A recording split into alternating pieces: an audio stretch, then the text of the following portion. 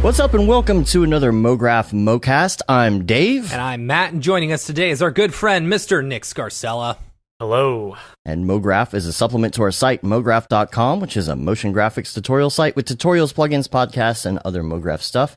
And on the show, we talk about everything ranging from motion graphics to Cinema 4D, After Effects, plugins, render engines, doing business, doing taxes, being a contractor, or working for the man. And you can email us, info@mograph.com.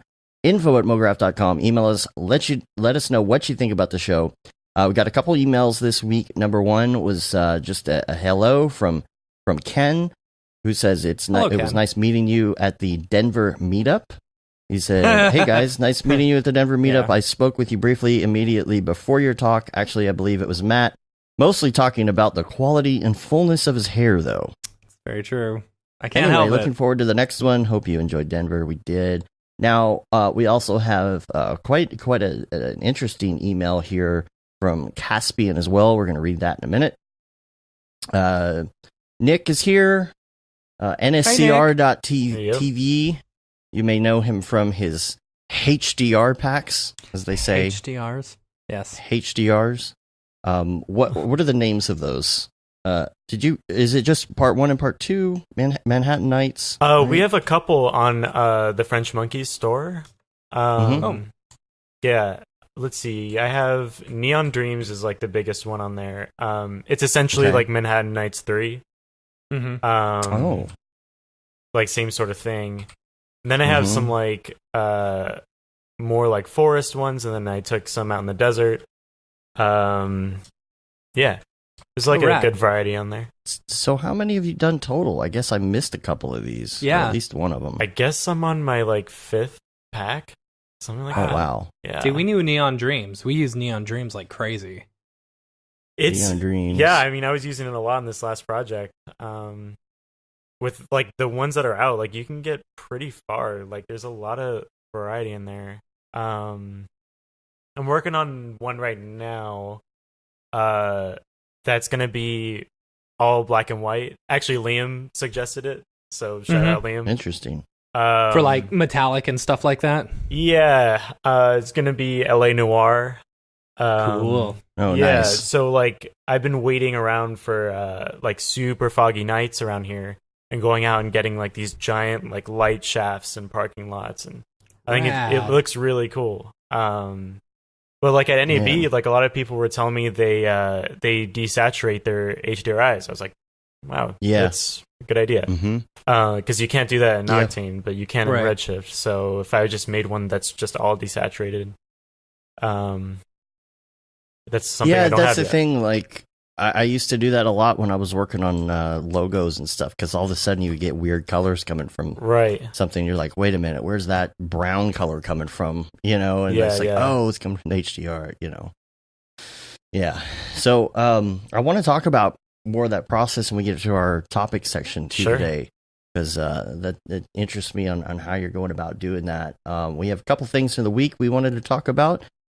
Let's see. Number one would be Camp Mograph early bird Camp pricing. Mograph. It's more of a retreat. So the early bird pricing ends on the end of the month, 31st, which midnight. is like, what is that? That is Friday. So ends This Friday night at midnight. However, so get your tickets. Get your tickets. Yes. However, you do still have a couple chances to either get a free ticket or a discounted ticket or something like that. And we're doing that with the MonkeyLegs challenge. We talked about this last week. We played the music video little thingy right before the show. I did a sample render to kind of get everybody excited about this. We'll play it again after the show.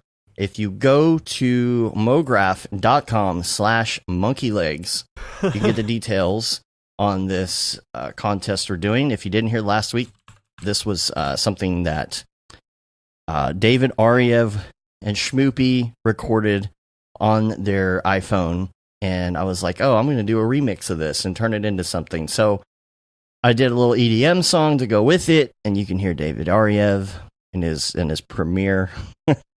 Maybe I'll put it on Spotify. You never know. You never know. So this is a MonkeyLegs challenge. The contest, though, is to do 4 or 8 bars of your own animation of something having to do with MonkeyLegs. You know, let's get weird, people. Should it loop? You know, it can loop. Here's the thing. I think it should loop. It can loop if you would like. You know, because then we could loop it a couple times in the music video. It is up to you. Looping is preferred, but if you're doing something where you can't do a loop, that's fine. It was actually kind of hard for me to do this sample and actually make the hair loop. It's hard to make hair loop, you know? Yeah. So, but I did figure it out. Now, here's what you do. 4 or 8 bars of your own animation. The format can be in any aspect you would like, because I know some people want to be able to share this on their preferred social network. You know, you want to put it on Instagram. Whatever it is, dude. You know, it's fine. We'll take all of these, though. All the entries will be put into this video as a music video in the end. So hopefully we get a lot. The way that you enter is you put it on Instagram and use the hashtag, 4 hashtags you need to use. MonkeyLegs, Mograph, Camp Mograph, and Mograph.com. It's all listed on Mograph.com/MonkeyLegs. The prize is going to be a free ticket to Camp Mograph. But also, every single person who enters in the contest will get a code if they would like, if they are planning on going to Camp Mograph, to get early bird pricing. So if you're missing out on this early bird pricing and you can't quite make it, you're saving up your money. Just make a crappy animation and upload it. Just exactly. Let us know, and then you get you'll get the early bird pricing. And this is my entry. It's a shiny sphere that just now rolls. Here's what I would like to request from people as well. I would like to request that if you are if you're not going to Camp Mograph and you just want to do a fun daily anyway, just to join us in this just for fun, I would absolutely love that. Let's make this go viral. It won't go viral, but let's make it go viral in our own heads. That'd be fun. If you say make it go viral, it immediately it's will the biggest not go D-bag viral. quote of all time. Right. I know. I want to make a viral video. Yeah, guys, let's make a viral video. It would be great because I think it's just weird enough to maybe get a couple of votes on Reddit. At least 3. Right. The 3 of us 3. right here. Right? Yeah, I know. Yeah. Here's the thing. Do it anyway. I'm gonna if you get a discount code, you can give that discount code. Or if you're the winner and you're not going to Camp Mograph, you can give that ticket away to somebody else. The deadline for this is June 30th. And it will be judged by a couple different people, including David Ariev and Schmoopy. I think we got to get a couple other judges in because I feel like people are going to recognize certain people's styles, and I don't want there to be any favoritism. So we will have kind of a panel of judges. So that is the contest. So please, everybody, enter MonkeyLegs, and I'll put a link to the actual audio on the site as well, so that you can listen in your car and annoy your friends. It's going to be the annoying True dat. EDM. It's the hit of the summer. The hit of the summer. Let's get weird, people. Come on. All right, on to some other things. Registration for School of Motion classes start on Monday. Yes. Wanted to put that out there. Make sure you go check that out. That is for their summer School session. Of Motion. Yeah. Summer session. If I could figure out how to spell school, I would bring it up. There we go. Do they have anything? Registration is 2 weeks away. Just wanted to put that Monday. out there.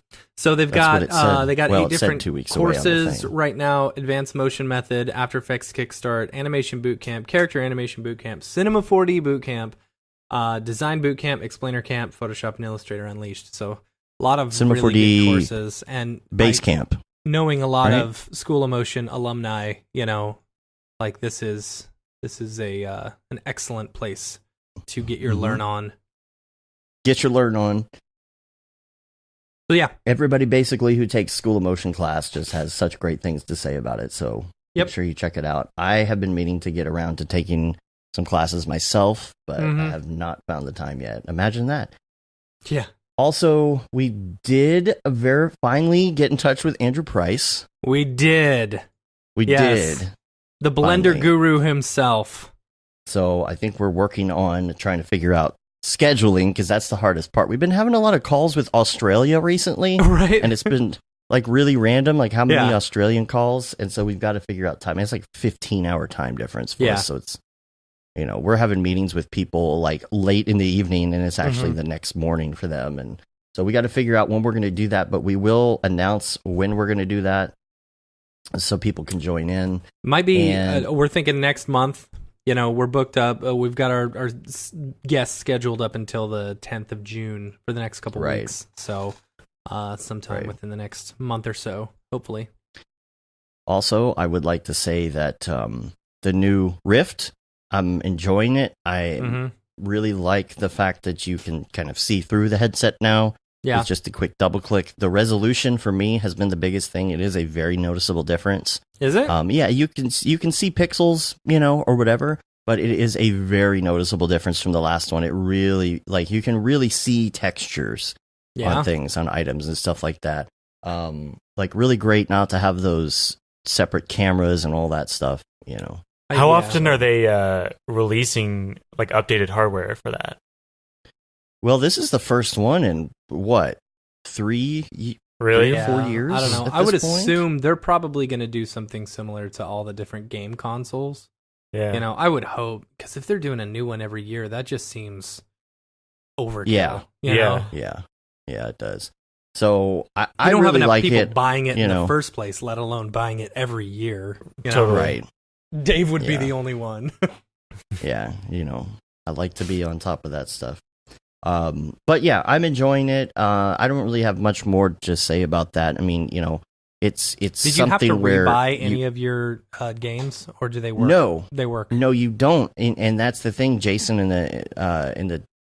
In Slack, we were talking about that in the VR channel and VR corner. You do have to rebuy some things, and certain things don't work. And if you have the Quest, if you get the mobile one, the Quest, that's is still why more I went expensive. For this one. Yeah, so it's been really fun to check out games again with the better resolution and just feel the difference. It is noticeable. So, all right. That's all I got on that. Also, Chernobyl, man, I've been watching that. Yeah, I watched the first episode. Yeah, it's pretty good. Yeah, it's awesome. Yeah, I didn't finish last night's. I fell asleep, but it's really good, and it's really interesting because the way that they do it, they don't have Russian accents. I thought that was a little weird. I always think that's weird. Why would you? Yeah, why do you have a show that's based in another country and have British actors? Well, here's the thing. Number one, I think that's because it was shot there. If it was shot in the States, it'd be like, why do they have, American English accents? It's because they didn't want to. I mean, what's the point in having a Russian accent? To prove that they're Russian? Yeah. And they're speaking English too. Yeah, well, it's like almost like a it's not a documentary, but it's like a dramatization of a real event. So you're looking like Titanic. For realistic aspects of it, right? So that part of it was kind of weird because I didn't realize whether this was like a fictional like adaptation at first because they were all British or what. But like but either there way, is some really fiction good. to it. Yeah, they've said in the writing, like, there's a woman in it who is a scientist, and it's like she's actually a representative. She represents like 100 scientists in the real world. But subtitles is a thing. Like, I don't mind doing subtitles, and sometimes subtitles I normally are like, have subtitles on while I'm watching TV anyway, just because I'm old and I get distracted really easily. So, if something else is going on, like my kids being loud or something, I won't be able to tell what's going on. Well, here's a thought on this, and I thought it was pretty interesting because right now you have a lot going on in the news with Russia and things like that, and to watch this with English accents takes the Russianness out of it, if that makes any sense. Yeah, I guess. And it takes it out in such a way to where you forget that it's Russia, and you just pay attention to the story itself. I guess. It's really weird. Like, I don't know, something about it makes you feel different about it because you're not thinking this is Russian the whole time. I don't know. It's odd. I just thought it was Russia the whole time. But I've only watched the first episode. Yeah, but it's really good. I heard somewhere that it's rising to be like the number 2 show of all time or something ridiculous at this point. But HBO had to do something. I guarantee you. I think that's some viral marketing thing that they did. They're like, oh, Game of Thrones is going over. We gotta get some people on the new show. Right. Well, it's good. All the teasers and promos were really good. Like those were all edited like amazingly. It's a very pretty movie or very pretty show. Yeah. Yeah. All right. Let's get to this email. This is a little bit longer, so I wanted to wait till we got a little further in past our weekly updates. This is from Caspian. And the subject is, you asked for mail, right? So here's the email. One of the things you and EJ discussed recently was about the future. What will the demands on us be when we're quote-unquote old? What can us creative people do? The space is shifting so rapidly. AR, VR, as you mentioned, it keeps me up every now and then too, especially as I just left a global mega corp to start my own agency with a friend. Today I was introduced to The Fabricant, which is thefabricant.com. Maybe worthy of a show topic. I don't think you've talked about it. Showing the world that clothing does not need to be physical to exist. My initial reaction was, what is wrong with these people? This is totally unnecessary. But then I began to realize a few things. Someone who is paying $90,000 for a one-off piece of horticulture is probably responsible in part for a massive impact on the environment. For an item that will only be worn once. But buying this one-off digital clothing bought with blockchain technology, so it's not possible for anyone else to have it, for use in an Instagram post has significantly lower environmental impact. The skills required to tailor them is in the realms of us digital artists. Okay, well, out of my league right now, but possibly it's also a time waste, but accepting there will always be super wealthy people doing what they want to appear to be special to the masses, it's probably better that it has lesser impact on our planet. Also, the one-off digital products secured by blockchain is a fascinating idea. In a way, moving back to the bespoke tailors and craftsmen of the past, I'd like to be creator of bespoke one-off content for individuals when I'm older, not companies, but less pretentious than digital fashion. Have a great weekend. Thanks for helping me along my creative journey and also for changing your name. It was a good thing that I think is having a positive effect. Cheers, Caspian. So I checked out this site. I'll have to bring it up again. It is, where was it? Thefabricant.com. Yeah.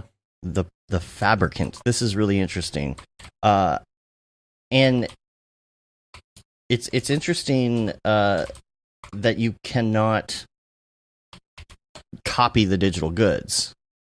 Because it's like a whole blockchain thing. And so I'm guessing that this would be fashion. Oops, I went to the wrong screen. Wait, I'm kind of confused about that.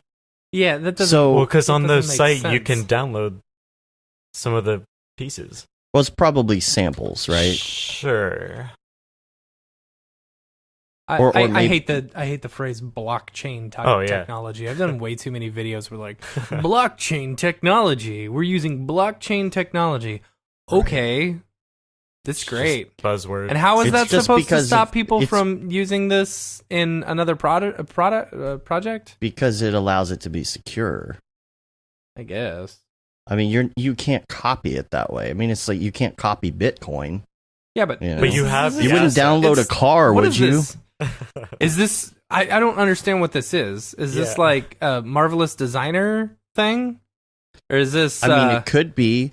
Is this? So think about the world of digital fashion and Instagram and pieces that you're never going to wear anyway. Think about like the Beeple clothing that's coming out that is too expensive for us to even purchase. Yeah, but that's the. You know, I think that's. It's more about looking at it.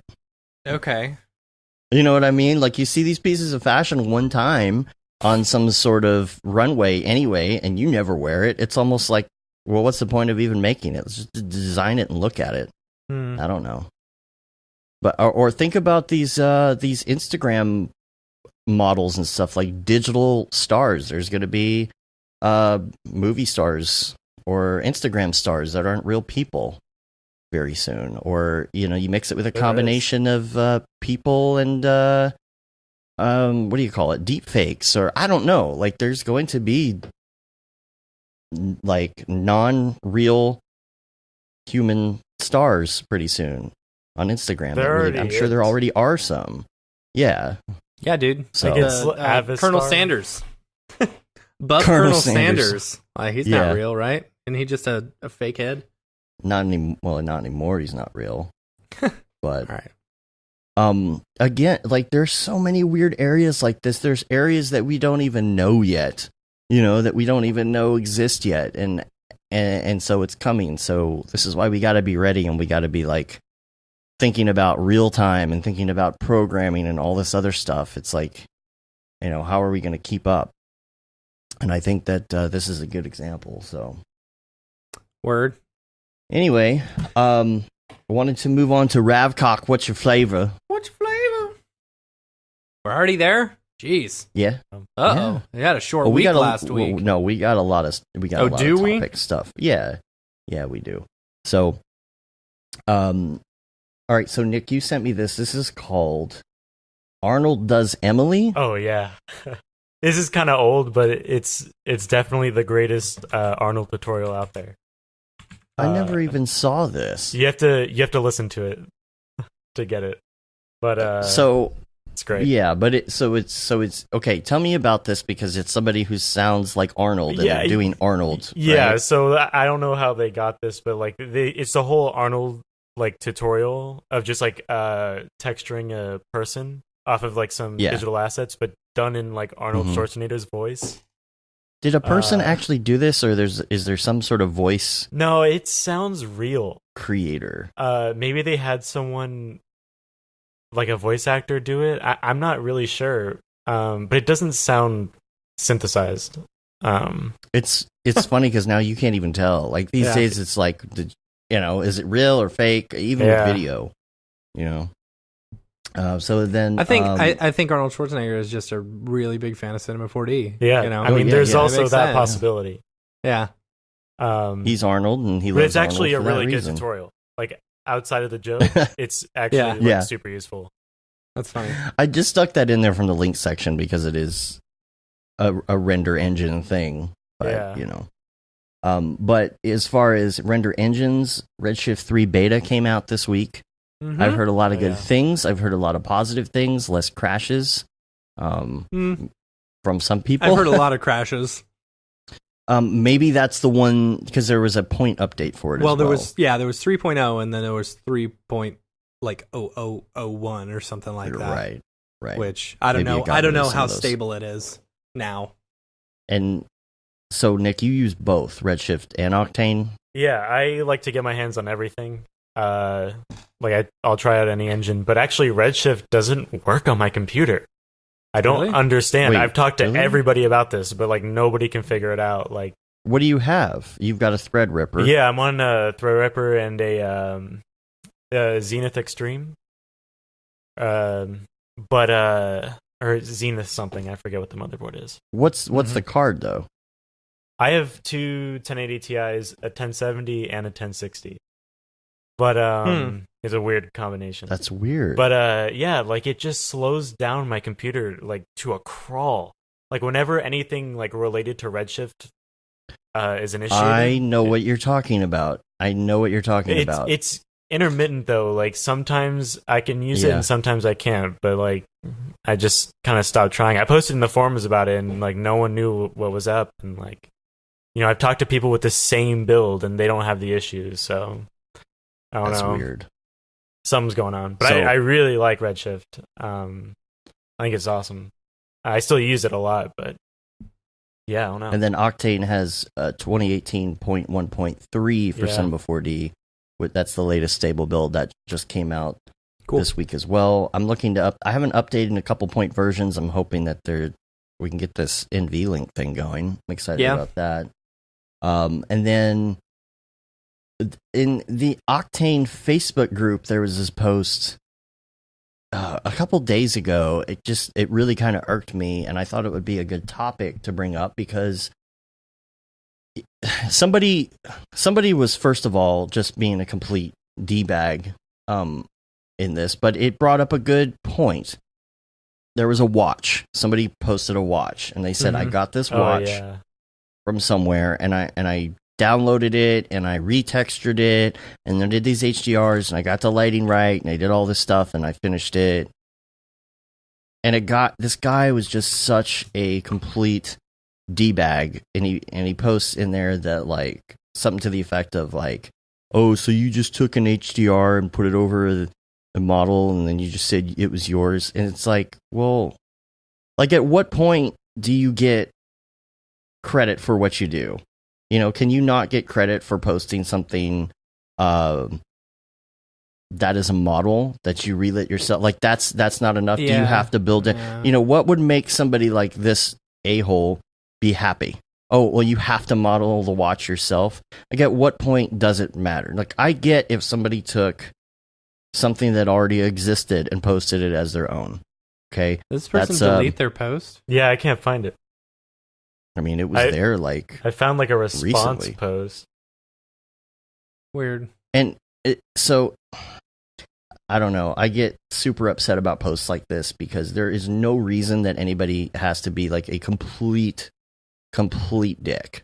Yeah. You know, like, people are trying to learn. People are trying to post on Octane. There's no rules for the most part in the Octane group. It's like you just post something. If you worked on something really hard, it's like when a client calls you and they need, let's say a buffalo created, like the other day when someone calls for buffalo, I didn't create the buffalo from scratch. I did all the hair and some texturing, but I didn't do the actual buffalo, and I didn't do the run cycle.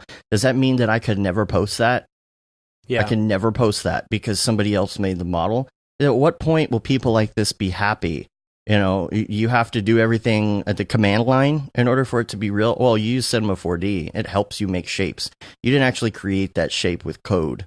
Right. Like, at what point is it just absolutely ridiculous that like, why do people need to still post like this? Why is there still this culture of putting people down and telling them they're bad? If it's a good looking watch, it's a good looking watch. Plus, and your client's not going to care. There's a lot of people in our industry who, like, just don't model, you know?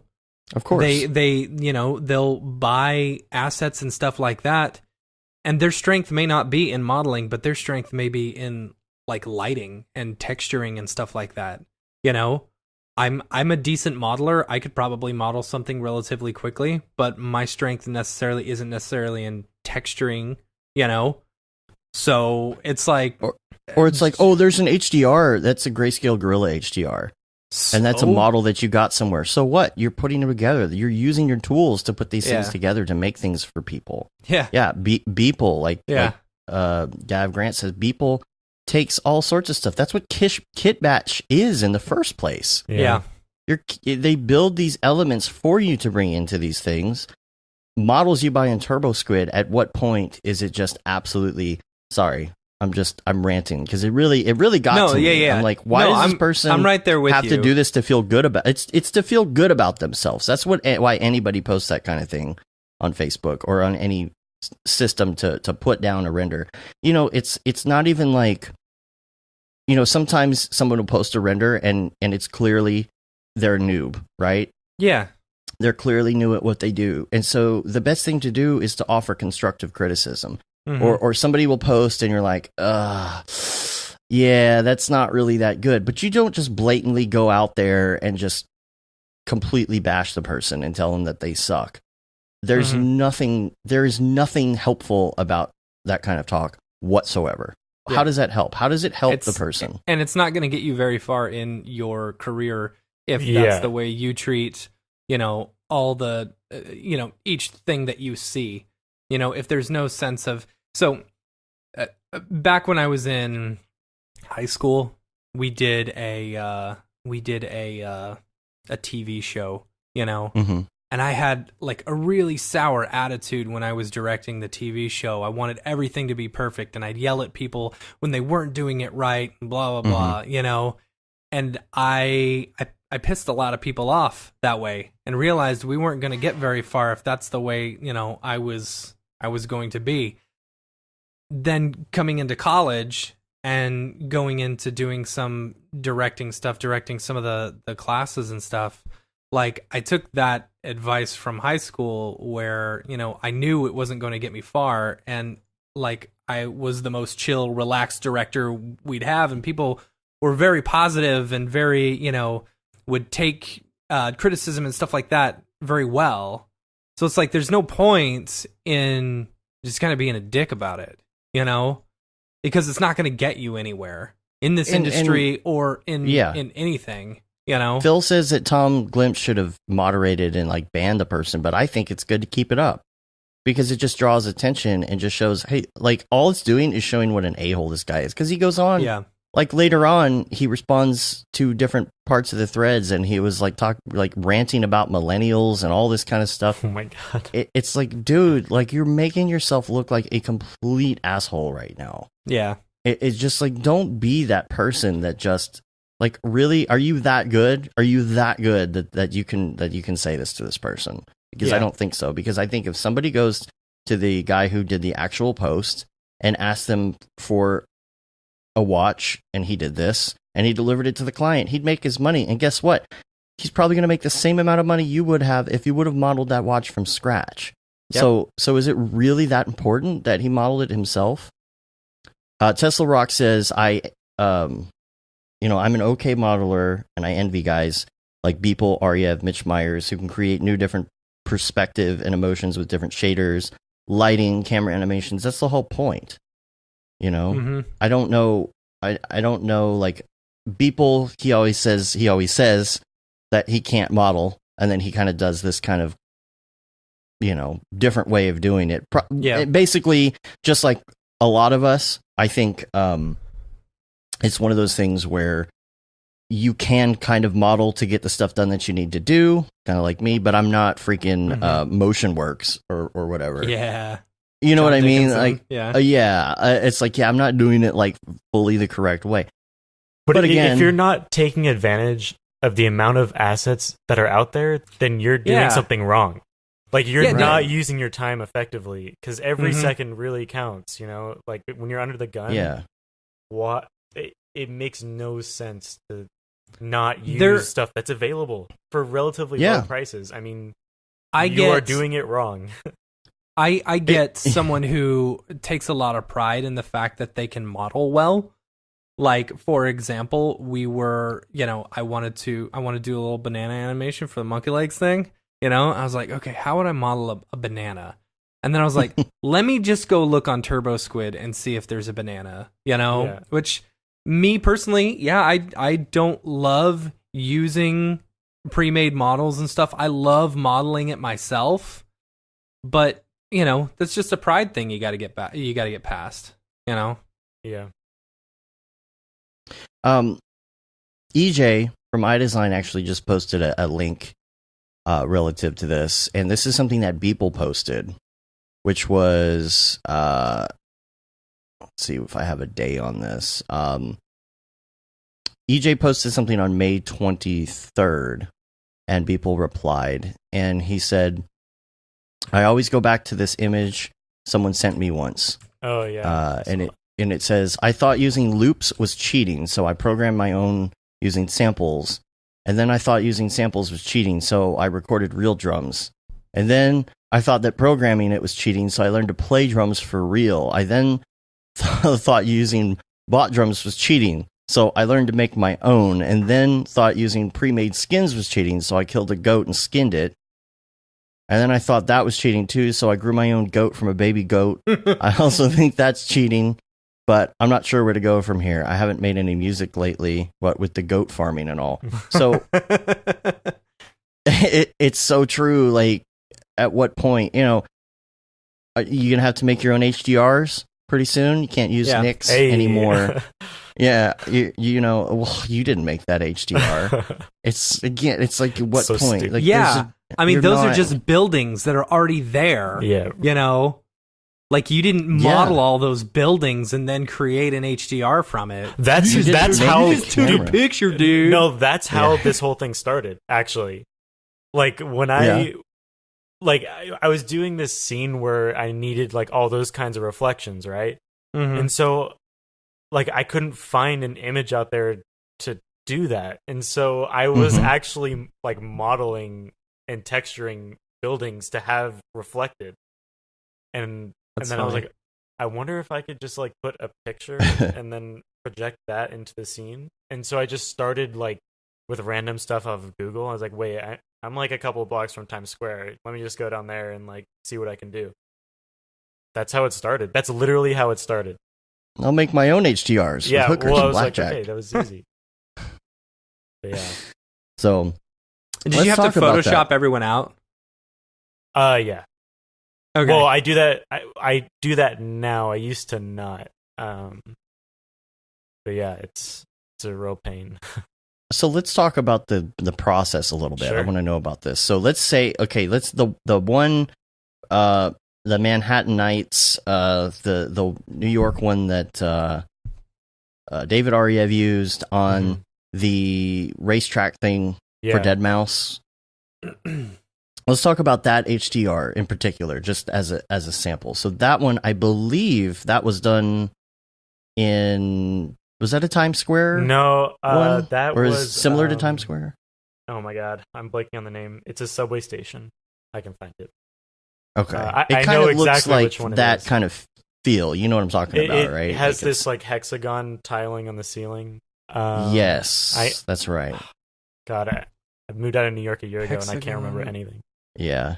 But I know exactly what it is. But like, I use the Ricoh Theta 5, which is a 360 camera. I actually have it. It's like now I have an old one. Are these new ones? Do they have better guy. Resolution or? Yeah, they actually released a new one last week that can take 8K or like 7K, I guess. Nice. Yeah, and then I use like some third-party apps to take like the bracketing and then do the the HDR like fold down in Photoshop. That was going to be my question. So for the bracketing end of it, are you using third-party? Isn't there a third-party app that Nick Campbell had something to do with for that? Yeah, but that one doesn't work on mine. I guess it works on yours, the Theta S. I think it's the S. But on the 5, it wouldn't link up. I'm not sure if there's been an update since, but there's a bunch of other. But you're able to do live, like to see the video live and set it all up, right? Like on your phone, you can see where the camera is, and then you hit the button to take the picture. In that stream it app I'm using, you can't. But like, I've just taken so many photos with this thing that I know exactly like what settings to like dial in. Which aren't very much. I mean, there's not a lot to dial in on this camera, but I just kind of set it to like a certain exposure, and then the bracketing software like just does the whole deal for you, really. So I'll just snap like 13 shots and then move on. And so it's doing those steps. I know it takes them all, but does it actually combine them all, or are you using Photoshop for that? No, I'm using Photoshop for that. So I'm like, so are you doing that automated thing? Yeah, just the merge to HDR Pro, I think. Yeah. And so it just does that, and then you can set your gamma, and you're pretty much good. Yeah, I'll take it into After Effects afterwards and kind of fix things up. Especially like on the neon ones, I've added some artificial lights in some of them. Just to kind of make them a little bit more dynamic in areas.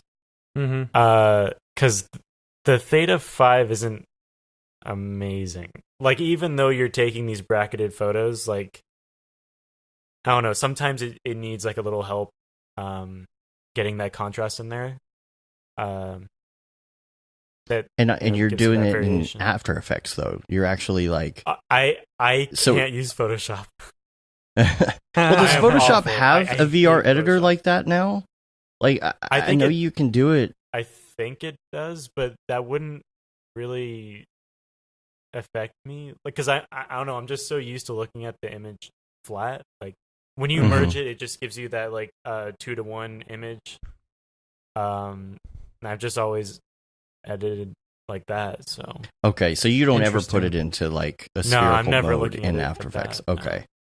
Yeah. I was curious if you hit VR mode, what would happen. I never play with that. I probably should just to see what it does, but. Yeah. The only thing I do in Photoshop is the, like, I'll clone stamp out, like, weird, like, if something was moving in the photo, like, I'll just try and, clean that up. And, but I don't do too much to them. What about that median thing? Does that ever help you? You know, if you take, like, 10 of the same photo and you do median, it will, like, erase a person that was walking by or any of that. I found it to be extremely artifacty. Oh. Like, I'd rather have, like, all the control on my end to do that. Like, I've used, like, every kind of, like, merging software out there. I've tried them all, and, like, I just haven't really found one that gets the ghosting perfectly out of there. And chromatic aberration is a big issue. Is it really? On these cameras, yeah. And that's just because I guess maybe they don't have the best lens on them. No. The new one supposedly is a lot better, and, like, someone who had his one, like, sent me. I was just looking at it, the Theta Z1. Yeah. It's like $1,000. Yeah, but it takes raw photos now. Whereas the other shoots 6720 by 3360. Right. So 23 megapixel. Mm-hmm. RAW is going to be a lot better for combining those bracketed images too. Yeah. So but the lens, I guess the lens is bigger. Right. But oh wow. Yeah, that's not bad. Here, I'll bring it up here. People can see. It does have a lot bigger lens than, like, the Theta S back in the day or whatever. So yeah. Yeah, that's pretty big. Try and get one of those. I think it's, like, the lowest price point you can get, like, a 360 raw photo. But I've looked into getting, an 8mm lens for my A7 III to, like, take a DSLR bracketed photo, and then a tripod head to, like, swivel around. But, like, for what I'm doing, what about doing the mirror ball, the garden ball way of doing it? I know that's a huge pain to set up. But. Yeah, see, I'm just, like, run and gun style, getting in, like, these areas that, like, I can't clear out, so I gotta be quick. Oh, so setting up, like I'm basically running around with a selfie stick with this camera on it with the Theta 5 and just, like, plopping it down, like, getting as far as I can before I lose signal to the camera, and just going, trying to get as many places as possible without, like, with as little people or movement going on before someone either steals your camera or somebody it gets you really sketchy. But does anybody ever come up and, like, start asking you what you're doing? Yeah, a couple times, but, like, it's whatever. I'm just like, look, I'm just taking a picture, like, it's fine. Like a law enforcement or just, like, a random person? Random people. Yeah, I mean, they see me, like, plop a device down and run away. And what's going on? What's that? I'm just taking a photo, dude. Yeah. I get people come up to me, like, if I'm flying a drone or something, and they just want to, like, talk to me all about it. And I'm like, yeah, dude, that's really great, but my drone is in the air, and I'm, like, losing battery right now. Right. I've had people come just talk my ear off for, like, 45 minutes about droning when I'm trying to drone. Sure. Yeah. Well, I don't know how to explain droning on. Yes. Dad jokes. Yeah. Like, I don't know how to explain, like, a 360 photo and then what I'm doing with it. Like, you just be like, sometimes you wouldn't understand. Yeah, like, I'll try and it just leads to more questions, and I'm like, all right, I gotta go. Sorry. Yeah. You just say someone online got really mad at me because I used someone else's HDRI. So I have to go create my own HDRIs. In order to impress him. In order to impress the random stranger on the internet. Totally. Yeah. Got to make those people happy. All right, so let's talk about kind of your changing career. Yeah. Because you're freelance now, and how long have you been doing that? The freelance? Mm-hmm. Coming up on a year. Like on a year. So, and before that, what were you doing? I was a full-time audio mix assistant in New York. Okay. We did a lot of commercials, a lot of like the HBO like promo stuff. Yeah. But what were you? So you were doing? I was mixing an assistant mixer there. Okay. At this place called doing Herd audio. City. Yeah, it was awesome. So what got you into cinema? Well, I wanted to do like more interesting sound projects. So Okay. I was like, all right, like I don't want to just like grab stuff online and like re-sound design it because I don't know, that just is weird. It's like, all right, well, let me just make my own stuff because I was following Beeple and Ash Thorpe pretty heavily, and I knew they were using Cinema, so I was like, all right, like I guess like this is the most like approachable software. And then I looked at the price and I was like, I don't know. And so I actually started with Houdini because I saw that the price point was just right. Wow. And I was like, all right. And I quit that so fast. And then you open it up and you're like, all right, I think I'm going to just stick with audio. Right. Well, I was like, all right, this is just way over my head. So then I went back and I had After Effects, so I was using Cinema Light a little bit. Got into like some Grayscale Gorilla tutorials. Y'all's stuff was definitely helpful. And then, I was like, all right, like this is approachable. Like I can probably make some cool stuff in here. And then it ended up just like completely taking over my life. Cool. Yeah. And so how long were you doing that stuff before you decided, hey, I want to do freelance? Did you do any work for like any companies before you went freelance in the 3D realm, or just went for it? I had done like a couple smaller projects for like friends of friends, like some stuff for like some startups, but like nothing major.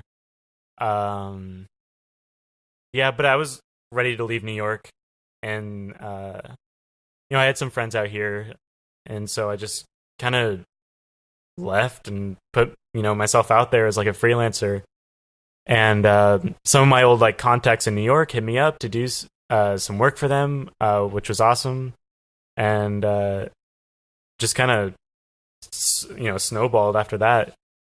Because that was going to be my question, is about getting clients at that point. When we went out on our own, we had old bosses and people we had done work for on the side, and we just kind of did that. But if I were to like right now say, oh, well, I made MonkeyLegs, so now I want to get into audio. Right. And I just kind of went out and I'm like, okay, like I wouldn't know where to start getting clients. Yeah. Well, what do you recommend to a person who, at least kind of knows this stuff well enough, but talk to as many people as you can. Okay. Like in the scene here in LA is awesome, and like everyone here is so nice. Like it's insane. Like I've never seen an industry like this. Like you go to any of the events here and you meet so many cool people, and then if like you can do the work, like the amount of recommendations people give out around here is insane. And like there's recommendations are number there's one. not enough motion designers in LA, ironically. And so like the scene is really I think it's relatively small because word gets around like crazy. But if you know how to like handle yourself and not be a jerk like this guy on Facebook, basically, like, right, you'll definitely find work. LA's not lacking in studios for sure. Yeah, that's for sure. And just like messaging people, like different studio owners or like producers, saying, hey, like I'm available if you guys want to meet, like I can come by and just hang out, we can just talk and have some like FaceTime with people. Yeah. No, how are you dealing with like the well, I guess here's the question: between New York and California, what is the cost of living difference? Is it that much different? You know, because like if I were to move to LA, the cost of living would just suck for me. But if you're coming from New York, maybe that's not so much of a change. It's not that much of a change, but I'm definitely more comfortable in LA. I think like the price of entry is the same, but the value is better here. Interesting. Like you're still gonna pay a crazy amount for like anything, but like the level between something good and bad, like it is really thin. So like you're gonna be paying a lot no matter what. Right. But I think like anything for this like equivalent price is better in LA. I mean, depends on how you feel about driving and traffic. I don't like driving or traffic. But I hate the subway more. I think that's why I love New York. I hate the subway, man. I could not stand the subway.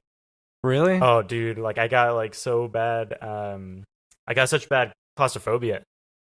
Oh, okay. Yeah, I was not about it like being all huddled up.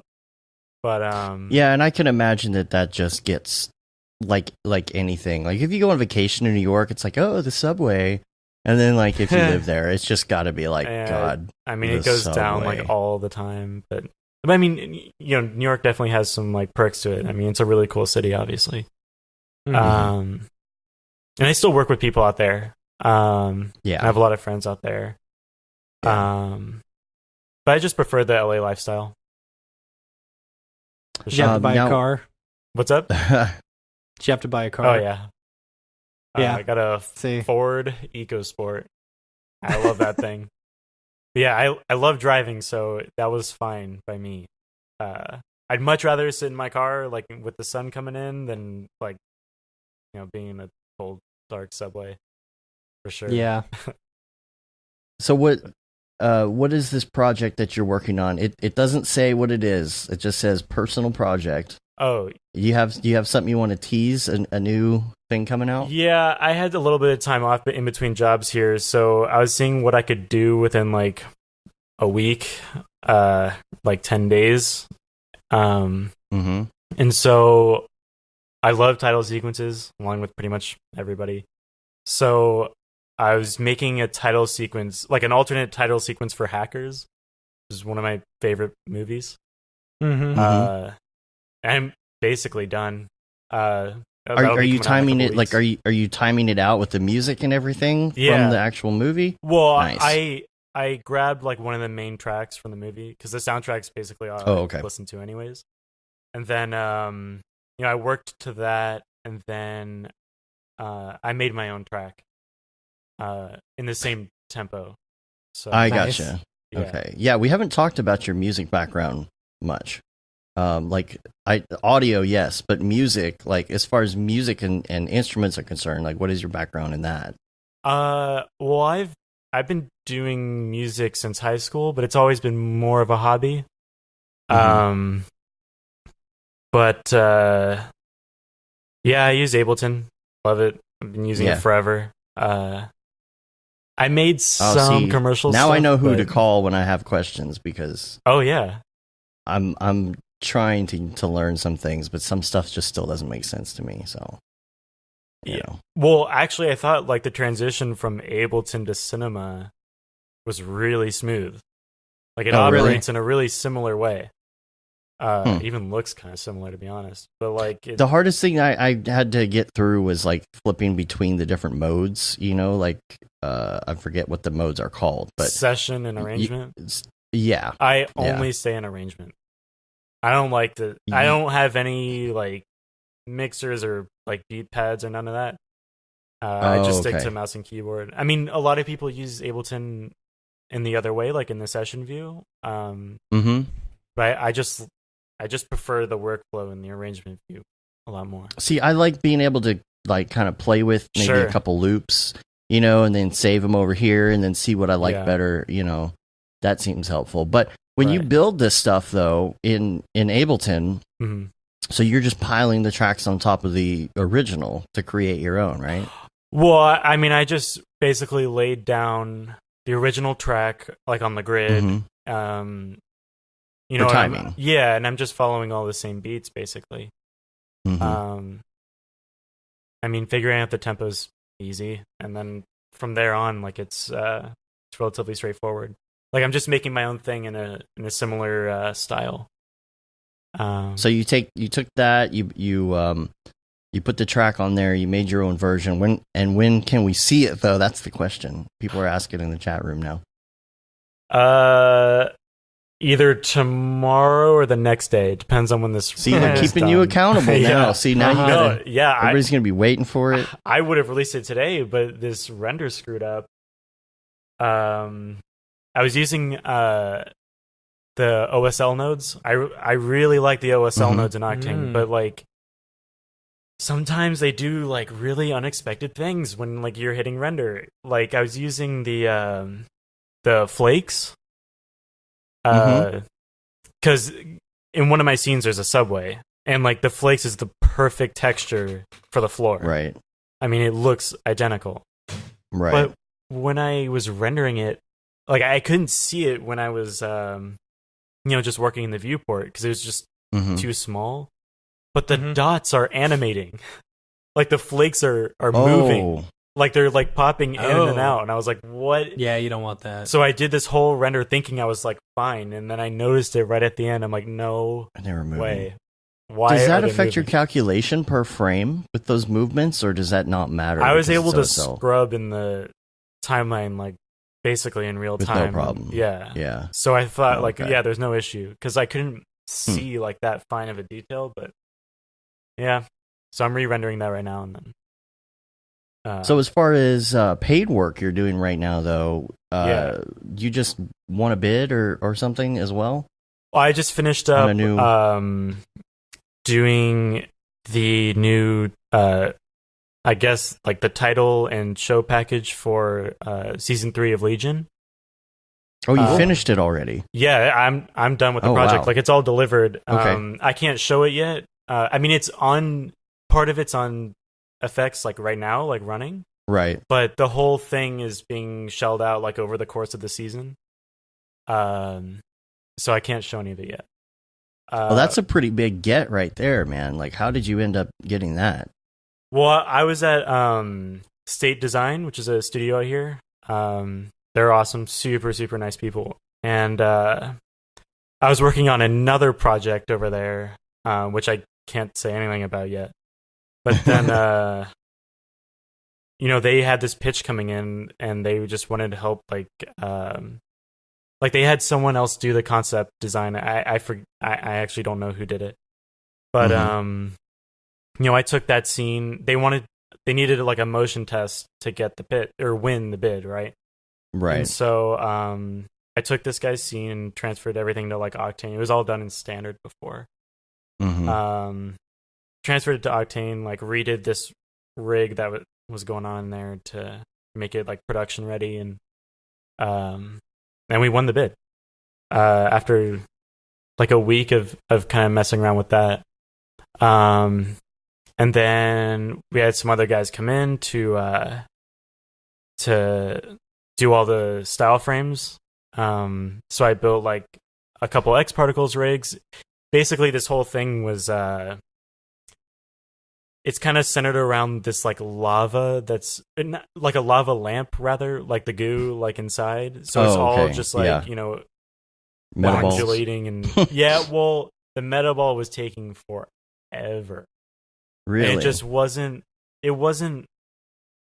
there wasn't enough detail going on to what we wanted. So what can you use metaballs for at this point? I guess like nothing. But yeah, we were combining like different X particle simulations or like fluid sims that were skinned in the OpenVDB mesher, and then taking those and like putting a bunch of different sims together into the cinema volume builder. So then they were all just being like, you just get this like really nice detail of like tearing, and there's other objects in the scene, and then those were like subtracting from the volume. And it was really cool, but it took forever to to calculate. Yeah, I bet it's super high poly, huh? Oh yeah, I mean it was insane. Like we spent like a week troubleshooting this thing to try and like figure out the best way to do it. Yeah, but it sounds a lot like what Stylo was doing on the stuff that he showed off at MDC. Yeah, I guess, but he was using real assets or like actual footage to do that. Well, right? They were doing some stuff with volumes. Oh, really? I thought it was like paint. It was, but there was a mixture of stuff that they did with the final output of that paint, and yeah, I showed it. I don't know if they're going to release any. Yeah, I was from waiting MDC for the or not. I heard a lot about it. I wanted to watch it because I really liked what they put out in the end. Yeah, they're hopefully they post all. I mean, they had cameras all over the place. I'm assuming they are, and yeah, and it's people been a while. Probably love to see that. Yeah, but you know how that goes. I got old talks and stuff we recorded sitting in the sitting on drives, ready to go out to, Yeah, but yeah, but no, anyways, that's awesome, man. Yeah, it was a lot of fun. We had a really great team. Me and Liam Ward kind of started the whole thing out with like the design phase after we got the job, and then Blake Fowley and Alex Levington came in and just killed it on the production. Yeah, those guys are awesome. Well, I can't wait to see some of it. I know, at least. Yeah, I mean that's a long time to wait. It's for real. Like I can't wait to show it, but it's gonna be a little while, unfortunately. Yeah, it was a great Pedro experience. Posted Pedro posted 23rd C, which is that's the company that Stylo started. There's a behind the scenes, so I'll put that in the show notes as well. Hopefully, where did that link come from? I don't see it in our dingus. I don't know. I think it's interesting that people are actually able to post links now. Well, a lot of times I actually approve the links before they show up in the chat. Oh, that's okay. Why. Yeah, I'm watching on the dingus for that too. There's so many dinguses. Dingai?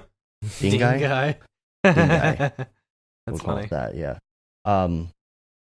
So I also wanted to talk about finding extra time in your day, because if you're someone as Matt yawns, see, and this is kind of to my point. No, but this is to my point. What most people start doing is they start sleeping less. Oh yeah.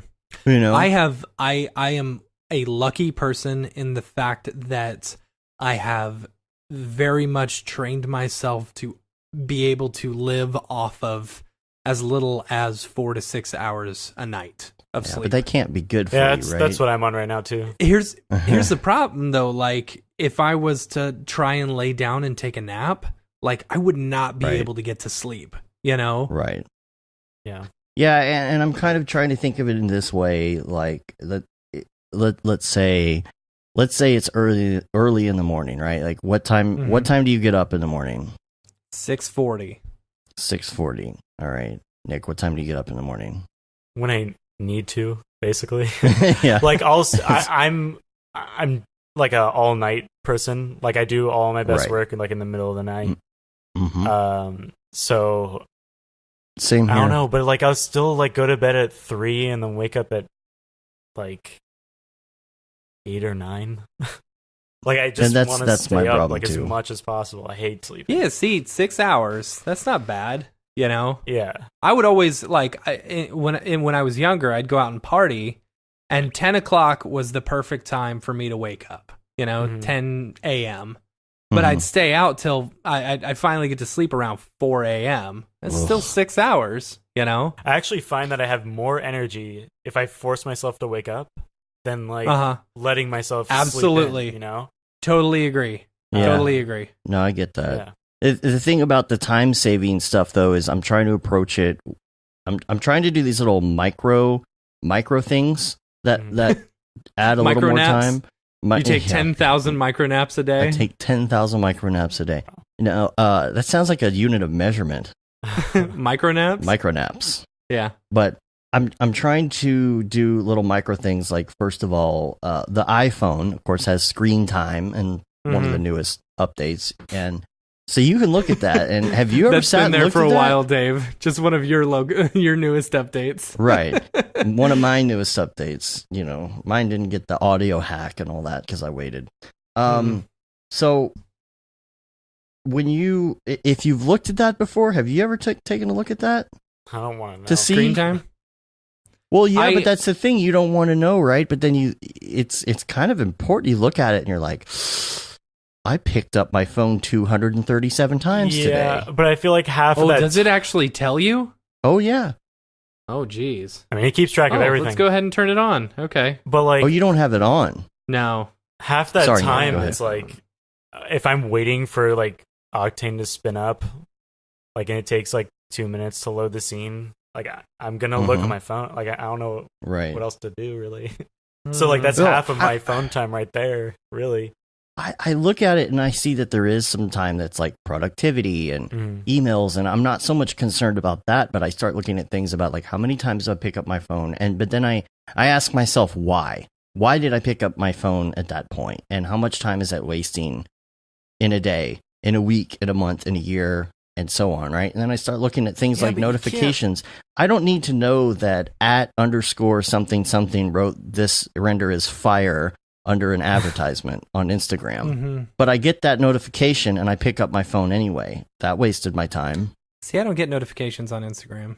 I've taken a lot of them off, but lately, like with Camp Mograph and all this stuff, I had certain ones on, and I'm thinking, well, can I get rid of that? And then I look and see how much time I spend on Facebook every day, or Reddit, or whatever. A lot less. Yeah, on Facebook I don't want to now. see my Reddit usage per day. But that's the thing. You're going to see it, and then maybe you need to see that. Yeah. That's how I start looking at it. Maybe I need to look at these numbers. Maybe I need to know exactly how much. Like today, I've spent an hour and 23 minutes on my phone today already, and it's 1:30. Okay? So you can set app limits and all that if you really want to, but I'm looking at this from more of like an average perspective, so like weeks. Like if I go to the last 7 days, right, I can look at this and see how much time I spent in Chrome, Reddit pics, that's what I looked at is Reddit pics, messages, there you get stuff in there like GPS, you're going to use all of that stuff, right? But when you start like really drilling down and looking at like how many notifications you get a day, I get 138 notifications a day. And if I pick up my phone for every single one of those, I'm going to end up on my phone for probably 30 seconds to a minute. So all of a sudden I'm wasting 140 minutes a day just picking up my phone. And so there are these micro things that I'm looking at, but then also taking stuff that I do within the day and trying to figure out, here's what I don't want to imply is that like having fun or playing video games or whatever is completely unnecessary, because video games are fun. It's fun to play video games, but think about it this way. I want you to, both of you, like get in this mindset real quick. I'm in the mindset. Let's do it. In the mindset. It's there. Early in the morning, right? Super early in the morning. How early? It's 30 minutes before you're supposed to wake up. Okay. And all of a sudden, here's your phone. Get up, get off. Oh my God. And in your head, if you had just a little bit more time to sleep, that'd be so great. What if you had an extra 10 minutes? You could hit that one more time. And you know what? No, you had that extra 10 minutes last night, but you know what? You played Mario Kart 3 more times because you almost got through that level on 200cc, but you didn't quite make it. So you tried again, but you didn't make it. And you turned it off, and you wasted that 10 minutes. And so the next morning, you would really love that 10 minutes. So I'm thinking about these little micro-y things, like maybe don't have that last drink. Maybe don't have that last game. I don't know. Well, I look at that time as like clearing the slate.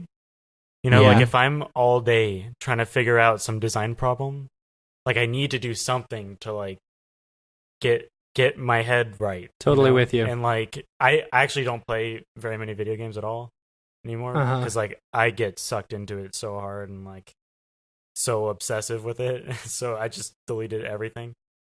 But like I'll like make music or something for fun, like to get out of cinema for a while, right? Or I'd go skate like all the time just to get outside a little bit too. We got another skateboarder. Oh yeah, good. Yeah, there you go. You know, there's a skate park at Camp Mograph. Oh, very really? tiny one. Yeah, you should very go. tiny. Yeah, I mean, the other thing about like the social media stuff too is that like I feel like there's almost like a really important update or like a new piece of software or something almost every day, or at least weekly, and like I'm worried about missing out. Yeah, you know, like getting like major FOMO about that. Like, so I'm always like, you know, going through Twitter until I hit the end of like the new tweets to see like if I never post really on Twitter, but there's so much good information. Yeah, I lurk everywhere. I hate Twitter. I hate it so much. And I go there all the time. There's some like really cool discussions. My entire feed is almost always filled with so-and-so liked this. Right. You know? That is just so annoying. Yeah, that gets pretty... Yeah. It's you like, want to go to your a whole bunch of people notifications that and I see what's don't relevant. know. Yeah. You know, and it's like so-and-so liked this, so-and-so liked this. It's like... It's because like someone else liked someone else's post and you're like, what does that have to do with me? Like if Facebook ran that way, holy crap. Facebook, it does run that way. No. It doesn't say Matt liked someone else's post. No, it says like that. so-and-so uploaded a picture. Okay, why do I need to get a notification? What kind of weird notifications do you have turned on? Facebook definitely sends out weird notifications. Yeah, like I get those. I'll go to my Facebook. My notification today. Let's see. Never. Like, Chris Pretty added a new video. Yeah, a lot of them are like so and so updated their Jake story. commented on a post in Octane Render. Right. Well, Baron that I commented understand. on a post in I Cinema get those, 4D. but you can control that. I think the problem with Twitter is you can't control that at all. You just shows you that, and that's on your feed. Yeah. I wonder if there's that's why Ryan Summers has that little hack where you do your own like favorites thing, and then you just look at that or whatever. Yeah. Anyway. Oh yeah. And those are That's the kind of things that save time as well, because I do a lot less Facebook now, right? And so I used to go through and read every notification and click on every notification, you know, to clear it out. Dude. You know, I wanted to clear it, you know, and look at this and look at that. And then I realized, like, what does it really matter? So-and-so liked this thing. I'm not going to click on that and clear it. I don't know. Like, there's these little micro-y things that I'm trying to stop doing, because I'm realizing when looking at my iPhone how much that stuff adds up, and you don't think about it. Yep. You know, maybe you can't get that extra Mario Kart in because you didn't go on Facebook today. So maybe, you know. So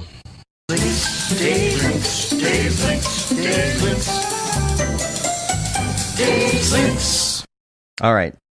Let's talk about some links, because we got some great links, and we got quite a bit of other things to cover here in the next 40 minutes or so. So, Dave's links. Number 1, Sonic movie has been delayed. I thought that was funny. Yeah. Yeah. And that's good, you know what? though. I'm glad. That's good. Yeah. I think most people in our industry are glad that happened. You know, I think if you're going to do a movie, you need to do it right, you know, and if you're going to change things around, you shouldn't just try and push it for a deadline, you know. Plus, it gives people a lot more. It gives them a lot more. What's the word? Well, this is just about the animators right now, don't you think? Like, this is one of those things where, like, they're probably talking to their crew about, we've got to redo all of these animations now, and they're like, oh my gosh, like, we don't have enough time and budget, and this is what it's going to take. And you know, I don't know. This whole Sonic thing never really bothered me. I think he looked stupid in comparison to like actual Sonic, but who cares? It's but who's getting the target interpretation audience for that movie? Right. Yeah, you know, and dude, like my how kid many people has watched that trailer at least a dozen or 2 dozen times after it came out. Yeah, so it doesn't matter whether or not I like Sonic, you know, or even whether I want to see the dang movie, because I really don't. Yeah, I'm gonna go see it. Well, I was asking myself, like, how many of these people who are complaining actually were planning on seeing the movie? Right. Probably like I nobody. probably wouldn't if I didn't have a kid, I probably wouldn't see it. Yeah. I mean, I was never really that invested in Sonic to begin with. But the only me thing neither. I think that bothers me about his body like shape were how long his legs were. I mean, it's it's off-putting, and that was sure, really it. But his head looked fine. I thought he looked. The teeth were weird. Yeah, the teeth are weird, but who cares? Yeah, no, like, the delay. Hedgehogs have teeth, don't they? Yeah, I think the delay though is more of a good thing as far as our industry, because trying to cram all those changes through by the original deadline, that only affects who? That affects our people, right? Our industry, and probably all these people just under a terrible deadline and a bunch of stress. Like, I think it's a good move. I think that they were that way even before. Like, I feel like almost on every show, there's always crunch time and cramming. Like, I don't really know of any show or job that like doesn't have that to at least some degree. You know, like, I don't know any motion graphics are an afterthought. Like, well, I mean, no one ever like puts in like the right amount of time in a schedule to do like any of this kind of stuff, right? Like, if you leave it up to a producer who isn't an artist, then but they don't even inquire. Like, they're like, they'll come. We get people like that. It's a numbers game, and like, you're gonna get it done somehow. Like, that's the mentality, Might not look good. Sure, I mean, as long as it gets the okay, like, at some point you just have to call it, right? Yeah. Those people who come to us, though, it's like we spent 8 months on production and video and voiceover for this. Oh, and we need the graphics for it in 3 days. Can you do that? Yeah. Like, why is so much little thought I given? think people really don't know. I don't know if that's necessarily true. It's not in every case. We should get like, I would love to get like John Lepore on here to talk about like the process behind doing a Marvel movie for them. Yeah, that would be I wonder cool. how much of that they can actually even talk about, though. That's the problem. That's true. Yeah. Ooh, man, I'm peeling good. I got it bad. I was in the sun all weekend. Yeah. Not me. You and I both had kids in field day, so we did field day on Friday, and then I passed out hard after being in the sun for like 20 minutes. Me too. and then I went mountain biking, and I crashed pretty bad. I was showing off. I took the top down on the Jeep and the doors off. So, and my kid gets out of school on Friday, and as long as it doesn't rain over the next like 2 days, it's going to stay down for the rest of the summer, which I'm very excited about. Well, here's what I did this weekend. This is really stupid. I decided to show off in front of my daughter. Not show off, but it was one of those things where she's like, "You can do that, Daddy." I'm like, "Sure, I can," and I completely screwed it up. So, I got her a new mountain bike, like a real good mountain bike, and she's only 9, so this is like a kid's mountain bike, but it's a good mountain bike, and she's been showing that she's really into biking, and so I was making sure that it was something that she was really going to do before I bought it. So I buy it and I take it to an actual mountain bike trail with her. She's done some off-roading stuff. We've done a couple hills and things like that, but this was more of a like rocky, like actual mountain bike trail. So she was doing great on it, but we were going down the trail and we saw this little ramp that was like made out of wooden slats. It's about 4 feet high, and it just goes up and back down, like part of a sine wave, right? Easy enough, right? I've done hills before, not a big deal. The only thing is it's pretty tall, and I haven't been mountain biking a lot lately. Like, I used to really do it back in the day. I wish I could have seen that. And so it was so crazy. Like, I still don't know exactly what happened, because my biggest thing when hitting something like that, and I've done it many times before, is that, like, I'm just worried about getting up on the thing, but I got up on the thing, and then, like, I didn't really think about finishing the ramp. And so when I get up to the top, I do not know what happened. I don't know if I just lost momentum or if my pedal kind of got caught in a slat or what it was, but I was not moving forward to go downhill. I'm like, why isn't my bike moving? And however it got stuck, I just remember in slow motion, like, feeling myself thinking, like, this is gonna suck. and I just completely stopped motion and went over the handlebars, and at the same time, like over the side, like kind of sideways. And dude, I fell like 4 feet down, my whole giant body, and I was bleeding, and I was like, I'm bruised up, and I am on blood thinners, so like I have this awful freaking, oh my gosh, it looks so bad right now. I have this awful bruise on my leg, and I like have to play it off, right? Because see, you need to have Emily have a GoPro on her helmet. So if any of this happens again, because we really want to see that. She has a GoPro. We were talking about we're going to put those on next time, but oh my gosh, like the whole thing is like she's been complaining about like minor scrapes and cuts and stuff on the trail, and I'm like, you just got to keep going, and she just keeps stopping, and I think she stopped kind of complaining about that after she saw me like bleeding and like continuing to move on. But it was a Family Guy Peter moment, like like, and I just get up and I'm like, I'm fine. It's just battle damage. And we keep going. I'm totally out of breath, totally playing it off. Like I'm completely winded. It's like someone punched me in the stomach. Daddy tried to show off a little too much. Whoops. Anyway, let's go on to some other links.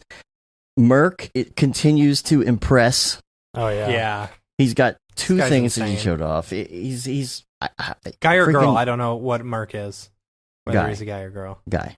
Do you know for sure? Yeah. Yeah, because back in the early days, I actually found him on Facebook, and he had a photo at that point. Oh. And so, okay, gotcha. So, the first one that he posted was this Sketch and Tune real-time renderer, like little mini window thing, where you're working in your browser. Oh my gosh! Like I'll put a link in the show notes. You got to see this. And then the other one was we touched on it last week. Was the Greebles plugin as well. So we'll have Polygreebles. Yeah, we'll have a link to both of those in the show notes. And when SIGGRAPH is coming around, which it is here at the end of July, they start putting out videos. The white paper stuff? Yeah, the technical papers and stuff. Man. Oh, so man. Cool. Did you see the bread thing? The bread tearing was really good. Oh, my gosh. Yeah. Like, that was insane. Dave, can you bring that up? Is there any way you can bring that up so that people can see this? I can bring it up. So, I love when they do these videos because it's stuff that, like, actually, it's not necessarily... It was on one, like, the front page of the R Simulated Reddit. Oh, really? Yeah. Yeah, this is one of those things where you look at it and you're like, this stuff is really cool. I know it's not going to be in my apps right away, like Cinema 4D or Houdini, whatever, but it will be eventually. And that's why I like looking at this stuff. It's like, because I know it's coming through the pipeline here. Let me bring it up. I'll put it in theater mode so you can see it. And obviously the people listening aren't going to be able to see this, so we'll post this in the show notes. But what did they have in there? They had bread tearing. They had the chocolate bunnies melting. Yeah, and the chocolate bunnies melting. I wasn't too sure about that. Yeah, they had so you know the magnetic liquids. Yeah, the ferrofluids. Yeah, they've got that in there. I don't know how they're doing that. It's almost like there's little balls inside, like little meta balls in a way. Yeah. What else? There's a lot having to do. That was cool. With forest and plant ecosystems like evolving over time, which is really cool. What's going on here? Like, what is this? These are some of the, I guess, the technical papers. Yeah, or whatever. Some of the white papers. They always do this kind of video, right? Kind of showing off like the end results, innovative new ways of doing things. Yeah. In 3D is cool. Right. I wasn't sure about this. The scalable muscle or actuated humans. I don't know. I wasn't sure about that. It didn't look very good. I mean, yeah, it's okay. Yeah, they had all the human stuff. Is there anything else? That was cool. I may have not finished this. The like 3D WebGL stuff. There's a lot to do with that's insane. Shading. Some of the stuff that they are doing with like pictures. Did you see the video the other day of the where they take a still picture, like the Mona Lisa or a picture of Marilyn Monroe or Dolly or something like that, and like turn them into 3D faces. Yeah. Jeez, that's insane. Yeah. That's totally insane. Yeah, I think I had that somewhere in my notes, to tell you the truth. It was like an actual painting, though, which is crazy to think. It's like self-portrait of a painter, and then it's brought to life with that. I have it saved in my... the problem is, these Facebook links are just nearly pointless. I hate posting Facebook links, for some of these, but... sure you can it was maybe... I don't know what this was. I don't know what... It's a famous painting, right? Monet, I don't know. There we go. So taking those paintings and doing like a deepfakes thing, or even old photographs, which is really cool to think about too. Taking an old black and white photograph and allowing it to come to life by using somebody else's face as kind of the source. It's insane. Oh man! Oh, we got some cops playing now. Thanks, autoplay. All right, great. So now we're gonna get flagged. Yeah, right. So there were a couple other things like that in the deepfakes realm. There's an article from the Washington Post about deepfakes, and it's called "Deepfakes Are Coming, We're Not Ready." And of course, it talks about things like fake news, because that's going to be, God, that's going to suck so bad. When I really think, I think we should get on top of this firsthand.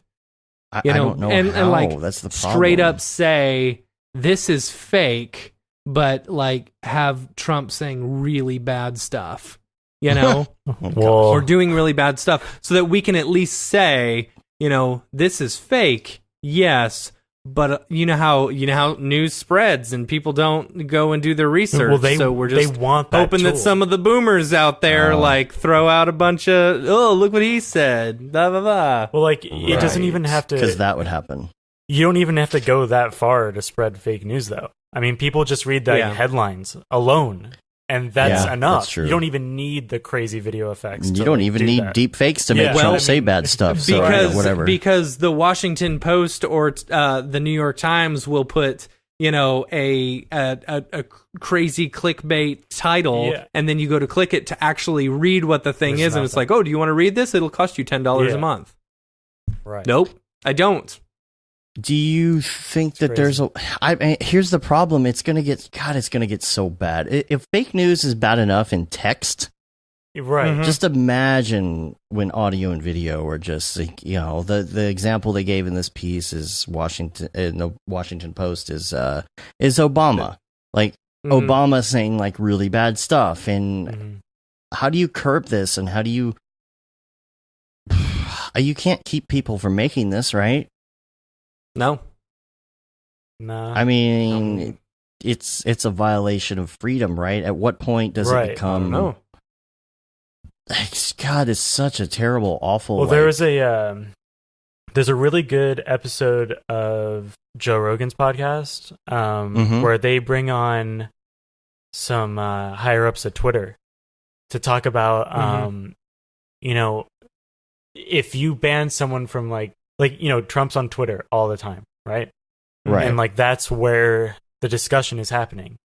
So if you ban someone from Twitter, you're basically cutting them out of, getting direct news from the president and like being, cut out of like the political like conversation. Sure. Well, I mean, it's enough to like form an opinion one way or the other. Like, how important is social media to where you can't be involved in the process without it anymore, right? Yeah, and I think there's also some sort of laws about not letting people get information from the government or something. I don't know. Well, like at what point is like it's going to come to a head somewhere where like there's going to have to be some like regulation on like who's culpable for putting out misinformation, and how do we go after those people?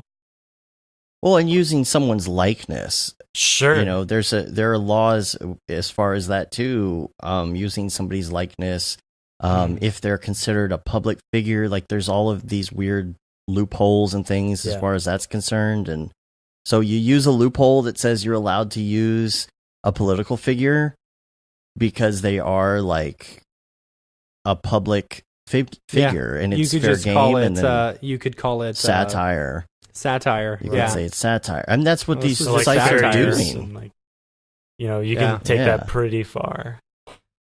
So what happens when you have the president of the United States saying something completely terrible, which is not completely out of the ordinary? It's not out of the ordinary. Right. But still, it is fabricated, and it gets around, and misinformation spreads. And what happens when something really terrible happens because of it? What happens when some person shoots up a place because they saw a video that they thought was real and it wasn't, and they got angry, and who's responsible? Well, it's probably already happened. But like, you know, we don't have, I don't know if we have like the capability to even have that conversation with like America or the world rather, like as a whole, really. You know, like, how do you explain to everybody that, like, what you see, like, actually might not be like what it is at the first take, you know? But like, I rarely investigate articles. Well, first of all, I don't follow much news to begin with. I'm trying to learn Houdini, and like I don't have time to do anything else. It takes all my time. Yeah, but I mean, I don't know anybody who would follow up on an article. I wouldn't, honestly. If there's something that I'm not sure about, I will definitely, like, when I see those, here's another example. You see those tweets from the president, like, posted on Reddit or something, right? Sure. And you look at something and you're like, that can't be real. This is so awful. This can't be real. Yeah. And then part of me is like, well, you never know these days. It probably is real, you know, but I don't know. And I do look those up because if I'm going to share or post something, I'm not going to post a tweet from Trump if I don't know it's real. Yeah. Right. No, fair enough. And so, you know, I do investigate that because they have those tweet generators. Sure. Mm-hmm. Yeah. I mean, anybody. But who's to say? You can use like any software, like Photoshop, to do anything, right? But, right. And what makes it's the same thing there? Like, it's the easiest image to fabricate. It's so simple to fabricate any like text based, you know, conversation. So what happens when you post that and, you know, you post Trump now okay with gay marriage or something, right? Yeah. And then a bunch of his followers get upset about that, and then they start, I don't know. I'm just saying, like, all it takes is one lone person to get a crazy idea in their head because of like a fake tweet they saw, and who's responsible for that? And where do we go with deepfakes when just literally everything on the internet is fake? Mm-hmm. Well, like, and then I mean, I don't know if you guys watched like the Senate hearing with the CEO of Google, I guess, or not the CEO, but one of the like heads of technology, and they were like, "Yes." He's like, "How can you track me on this iPhone?" He's like, "I don't know. Like, do you have these apps enabled?" And you know, second of all, we don't even make the iPhone, so like, right? You know, like and the guys like, at the top but can don't you even track understand, me? Yeah, like what they're using. Like even what he's like, you're not answering my question, man. Yeah, can you track me on this? He's like, that's an Apple product, dude. Like, I mean, first of all, it's an Apple product. Like, you know, you didn't come to this meeting prepared. Like, you didn't know that. Like, I mean, you can search. Like, the first link is going to be like, you know, how to turn off location sharing. Or like, but what happens when that person who doesn't understand all of that sees a deep fake and thinks it's real and has I mean, those are the guys who can make the laws. So, but then decide, they hear don't that. Understand. They hear it though. They read this article and then they get freaked out, right? Sure. And then they're like, "Oh, we're all gonna die." And then, you know, well, that's the danger of like using fake news and fake deep fakes to like. You know, I almost feel like these guys aren't going to fight it because they want that tool to use to their own advantage. All right, now I'm sounding like Mr. Robot. To wag the dog. There's some serious like conspiracy shit. Yeah. but like it's no, but imagine it's a dangerous tool no matter how scale. you look at it. Imagine a bigger scale. So, 20 years from now, AR is big. Everybody has the crazy glasses, and and now all of a sudden, people are like inserting fake stuff into our vision. Super dystopian and Beeple-ish, but it's a possibility too. Right. Your eyes are deceiving you. We'll have real-time deepfakes by then. You could just drag anybody's picture from the street and put them on another body. Like, that kind of stuff is a long way off. Like, I don't know Probably if not that's... not as much as you think, though. That's the thing. I guess. According to Beeple's timeline. Yeah, well... That's like our measurement or scale right there. But, it's a weird time. For sure. True. All right, let's switch gears. I was trying to create a fake tweet of you really quick, but I couldn't do it. Too late. No, just tweet generator. Yeah, basically. So, how about this video that Chris Schmidt released on Rocket Lasso with Aaron Coverett the other day? So, it's called How to Bring Real Life Objects into Cinema 4D. It's photogrammetry start to finish. I have not had a chance to sit and watch the whole thing because it's long, but I'm going to play it this afternoon while I'm doing other stuff because I have to see this. Like, I saw it and I was like, oh, this is going to be epic. And then immediately Ariev was like texting, like, dude, have you seen this yet? So I'm super excited to check this out. But like, the workflow talks about like UV and everything, like re-topologizing and all of that. So definitely check that out. But you've got some links. You got a bunch of links for us too, and I think one of them had to do with meshes, instant meshes. I can't speak. Well, yeah. So, I watched Aaron's talk. I look at the image, but that's all right. I watched Aaron's talk at NAB. And I think it's like along the similar lines as the Rocket Lasso video, but after that, I was instantly inspired to try and do some photogrammetry. And that led me to Instant Meshes, which will, it does a pretty good job of turning those like crazy triangulated messes into all quads. And it does it super fast. Like, I've used the ZBrush decimator before, and like I never really got around to like mastering that or like figuring out how to get the best results, but this thing gave me like really good results, like super fast, and it's free.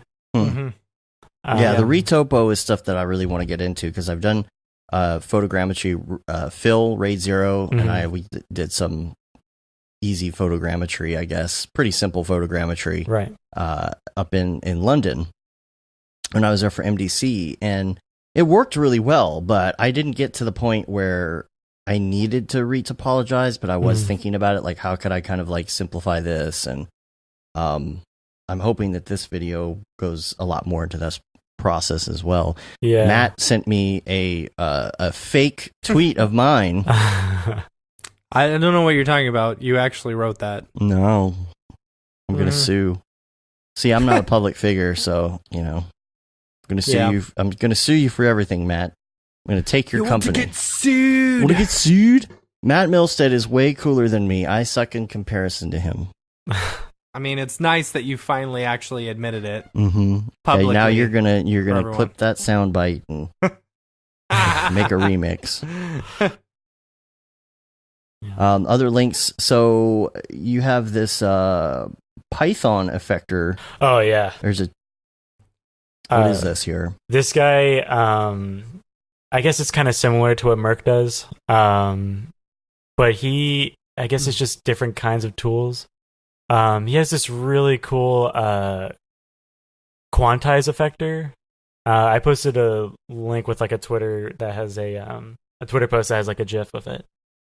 What is it quantizing exactly though? The movement of whatever you have like inside of a cloner. Splines so like stuff?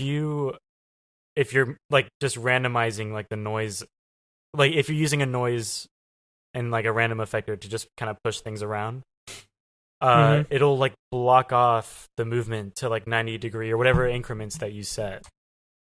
So it'll only move if the transition has like surpassed whatever degree you have set. Oh, weird. So it's just a really interesting effect that like I've been using like the formula effector to get something fairly similar, but this is much more straightforward. And where do you put this? Useful. So you use the Python effector and then you just paste the code, or no? He provided like a scene that has just like a Python effector object, and I think you can save that up. I have a couple other Python scripts saved. Yeah, he has a GitHub repository.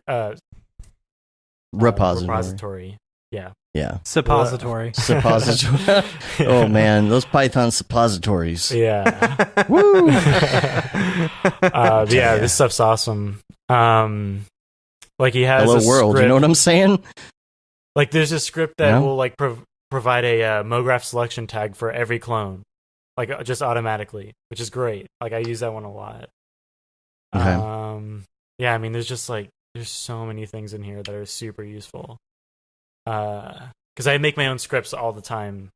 I just find these like super handy. So you're pretty big into Python then? Not Python. I just use like the Cinema console scripts, I guess. Oh, so I'm not like writing out like right, a million things, but like everyday commands that I'll use like all the time. Like I made a script that will select connected polygons, split from the original, and then delete the faces from the original model or original mesh. And then another one that like connect all and delete and then optimize that mesh. Like just stuff like that. Which you don't have to optimize anymore. Oh, really? To get rid of those extra points. It just will do it on the It's just an option now. Yeah. Oh, I know. It gets rid of the points, which is sweet. Oh, that's nice. By default. That's a R21 thing, I think. Like sometimes if you like collapse down something with caps, like they're not connected, and if you try and like bevel the whole thing, it'll like I don't know, do something weird. So I just use that on everything just to be safe. Like I'll just optimize everything. And then you got how to animate a cube in Houdini. Is this the one? Is this the one that's been around for a while with the? Is this the train with the actual working engine and stuff inside of it? That's hilarious, dude. This thing is just absolutely amazing because when you see the name of it, you're like, oh, make a cube in Houdini. That's got to be easy. But the dude actually makes like a working combustion engine. Yeah, that's great. This is insane. I know. I wonder how long this absolutely took. Insane. I can't even imagine. Like it drives the whole entire thing. There's like a transmission in there. Yeah. Like a working transmission. That's insane. Oh my gosh. So like eventually I'll get into Houdini and I'm going to try this. It looks fun. This last project, the Legion stuff that I did, like that it convinced me to get in, like take Houdini very seriously. Yeah. So I've been like in between renders this past couple weeks. Well, why is that? Because other people on your team were using it, or even I was using it a little bit. Like my super limited knowledge of Houdini, like actually came in handy. Especially for these volume things. Like it was just, there's no volume cache in Cinema, which blew my mind. And like in Houdini, I could watch what I'm doing. Like this like very complex volume, like I could like cache it and play it back like really fast. But you have to bake to Alembic in Cinema in order to play back the volume, like in any workable sense. And like our whole thing was relying on volumes. So like doing cameras or anything was a nightmare. Because okay, we can't look at this in like real time, like reliably. So I don't know what to do. So we had like these, 100 gig Alembics constantly that just took forever to like bake down. And if it didn't work, then we had to do it again. Like, even rendering like a hardware render took like half an hour for like a 10-second scene. Like, Jeez. it was ridiculous. So, like, at one point I was just like, all right, I give up. I'm going to Houdini. And then I actually delivered one shot where, like, all the assets were made in Houdini because, it was crazy. But it's actually a lot more approachable than I remember from before. So, yeah, I'm about it. Like anything, I've liked it. From what I've used of it lately, I'm just going through doing some of the tutorials, like the simple smoke and the simple fracture stuff, and it's like, I like it a lot. Yeah. At least, like, for me right now, I'm pretty much sticking to just making assets in there and then bringing them over back to cinema. But I want to slowly, like, work my way in, because I watched Simon's latest talk about his project Tide. I don't know if you guys saw that. I should have posted in the links. I haven't seen it. But I'll find it. I think I did, actually. It's this, like, mirrored, like, fluid simulation almost. Yes. Yeah, but that's all made from textures that are done in the compositing part of Houdini. And that's exactly what I was doing in cinema on Legion for, like, the texturing process. Like, I just have this, like, crazy node tree, and it was just a nightmare to work with. But in Houdini, like, you can take those assets and use them in so many more places, and, like, use that data in ways that you just couldn't in cinema. Yeah. But I like that there's it's almost like Substance Designer in Houdini, which is crazy. Yeah. Like, I wish that, like, either the Octane node editor or, like, something in cinema, like, allowed you to, like, create, mirrored patterns and have more, like, control over image textures, rather than just, you can change the gamma and the projection sometimes. I'll be interested to see where they're going with some of this stuff, though, because with things like fields, I feel like they're really starting to push some Houdini-like things, So there might be more coming our way. Yeah. I would just like a stronger image editor in cinema. Yeah. Because the layer system, I really don't like using it. I like it. I mean, it's nice. I just wish that there was, like, a little bit more feedback. A little more Photoshop-y in a way? Like, if you could... I don't know, if you could use, like, more tools in there. I don't know, I guess I'm not, like, the greatest at it to begin with. Just from what I saw, yeah, like, I see what you're saying. I want, like, a node editor in that layer system, right? To be able to, like, really, and then, like, take, like, one layer and reference that in, like, a bunch of different fields instead of, like, popping a noise shader from one to, like, a million other things, and then using Espresso to, like, try to link everything, like, have family, but it's that makes sense. That kind of thing. But you're not going to use that for every project, so it's a really like, actually, me and Chris were, like, arguing with someone on Twitter about this the other day, about, like, when to use Houdini, when not to, if you really need it or not. Right. An interesting argument. And then you also have a link to this thing called Topaz Gigapixel AI. Yeah. That's actually something Blender Guru was showing off. It's basically like a AI upscaler. Wow. So you can actually enhance for real. Enhance. I mean, it... Hey, Dave, is the chat not working? I have no idea. So I haven't seen an update in forever. Yeah. So you can actually enhance these photos for real. Does this actually work? To some degree. Yeah. It does have, like, a batch processing option, and, like, I've tested it, like, with renders, and, like, it's hit or miss. But what I've been doing with it, like, I think, like, its real strength in our case is, like, I bought, like, a bunch of models off TurboSquid, and, like, sometimes those come with, like, 1K textures or smaller, which suck. And so, like, I'll put those through the upscaler. That's a good idea. To try and get more out of them. Or, like, I have, like, a lot of texture packs that are just, like, 2K, like, dirt textures, grunge, whatever. Mm-hmm. And I'll run those through it and upscale them, because I don't care. Like the detail is already random, so no matter what it spits out, it's gonna be fine. Well, there's so many instances where I get a thing like that from TurboSquid, and I have to create an Octane texture for it. A lot of times I find myself going into Substance to try and really pull out some stuff that I just can't do any other way. This would be nice for at least the main textures. Yeah, I mean, it gets you further than you would with a 1K texture, or saving time by going to Substance for sure.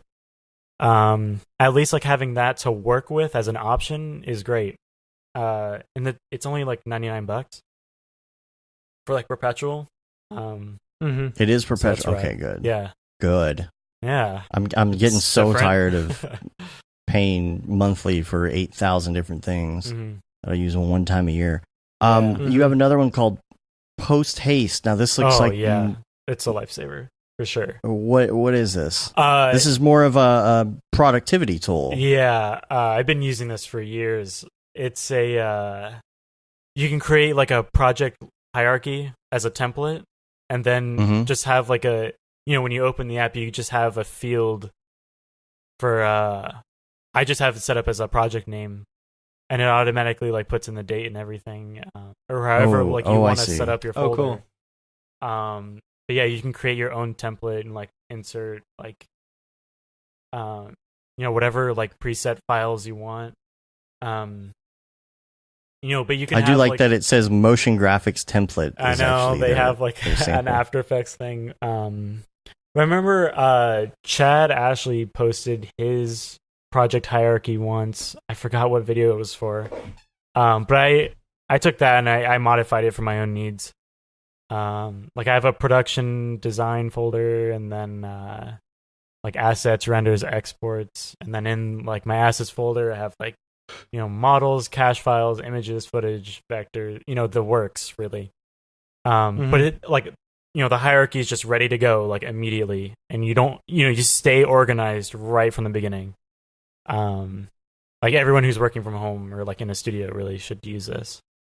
Or what I don't know of any other equivalents really, besides just having a a file a dummy folder ready to go. This is just a faster option, I think.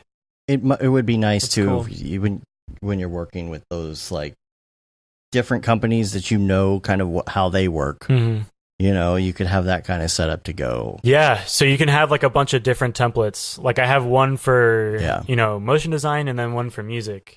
Totally separate needs. Yeah. And then you've got getsoundly.com. This is Soundly. This looks familiar. I think I've seen Soundly before. Oh, yeah? Yeah, I mean, it's just a free, mostly free anyways, sound effects database. Holy cow. Yeah, because I've seen a lot of people And are they all copyright free? Okay, so this thing will actually reach into Freesound and grab the ones that have the correct license. So a problem that I dealt with a lot in working in audio was I would get AAFs or OMFs from editors from wherever, right? And I would look through all the audio that they're using, and I know what a Freesound file looks like, because in Pro Tools you can see the the whole extension in the file name. And so I'll go there and then I'll look, and of course it's attribution license, or this is not cleared for error, and the projects are just riddled with those. And so I'm messaging these editors hey, half your sounds in here are not cleared for error. You're doing a Tide commercial, come on. But it's for every level, it's like that. So I think and then with this Soundly, you can import your own libraries, and then I have it hooked up to my NAS, and I can just connect from anywhere on it. So I've done jobs in studios where I'll do the motion design, and then I'll just do like a quick sound design pass on it. But I'll just grab stuff from my personal library and just connect to it. Or just use like the free sound stuff, because a lot of it's okay. I mean, it's not horrible. But there's an equivalent called SoundMiner that every real, I guess, sound designer uses, but it's super expensive. It's like thousands of dollars, and it's the same thing as Soundly. Probably, right? I'm not sure, actually. It's kind of an older software, but this basically does the same thing, but it's grabbing like additional free assets. So like, not every motion designer is gonna want to buy like sound effect libraries, but like, if someone's trying to just put like a little like sweetener on there, which I think goes a long way, this is a really handy tool to have. Instead of like searching each individual sound in Freesound and like trying to audition everything in the web browser, like that sucks. So like going to this kind of application is how like any sound person would operate. It's like the right way to do it. Oh, I like that. Yeah. So it's just a handy tool. Also, Cool. I've got a link. I want to say You just gave me like 5 things to download. Yeah. And I'm very excited about them all. Well, I think Casey Hupke posted this. Somebody posted this in our Slack. No, I think we were wow. talking about this. I think we actually talked about this on the show. I think it maybe. When? I don't know. This is like a WebGL fluid sim deal, and it Was works it Houdini on the Mark? Was it Houdini Mark? maybe. I don't remember, but the thing is that it's really good, and it works like on your iPhone too. It's like smooth like butter. So I'll post a link to this. It's like a little particle playground type thing. You can change all these different options. Those are so like detailed and nice. Like why? Right? How do we not have those kind of tools and like any? I know. Like that would get the job done. Yeah, it would get the job done for a lot of different projects. I mean, you'd be able to develop like so many cool looks out of that. Yeah. Totally. Yeah. And then the last link that I have here is NVIDIA. This is called Create a New World with RTX, but it features Sabor working at the Pioneer DJ booth and creating his thing. He talked about some of this in his talk at was it SIGGRAPH last year? SIGGRAPH or NAB? One of the two. NAB.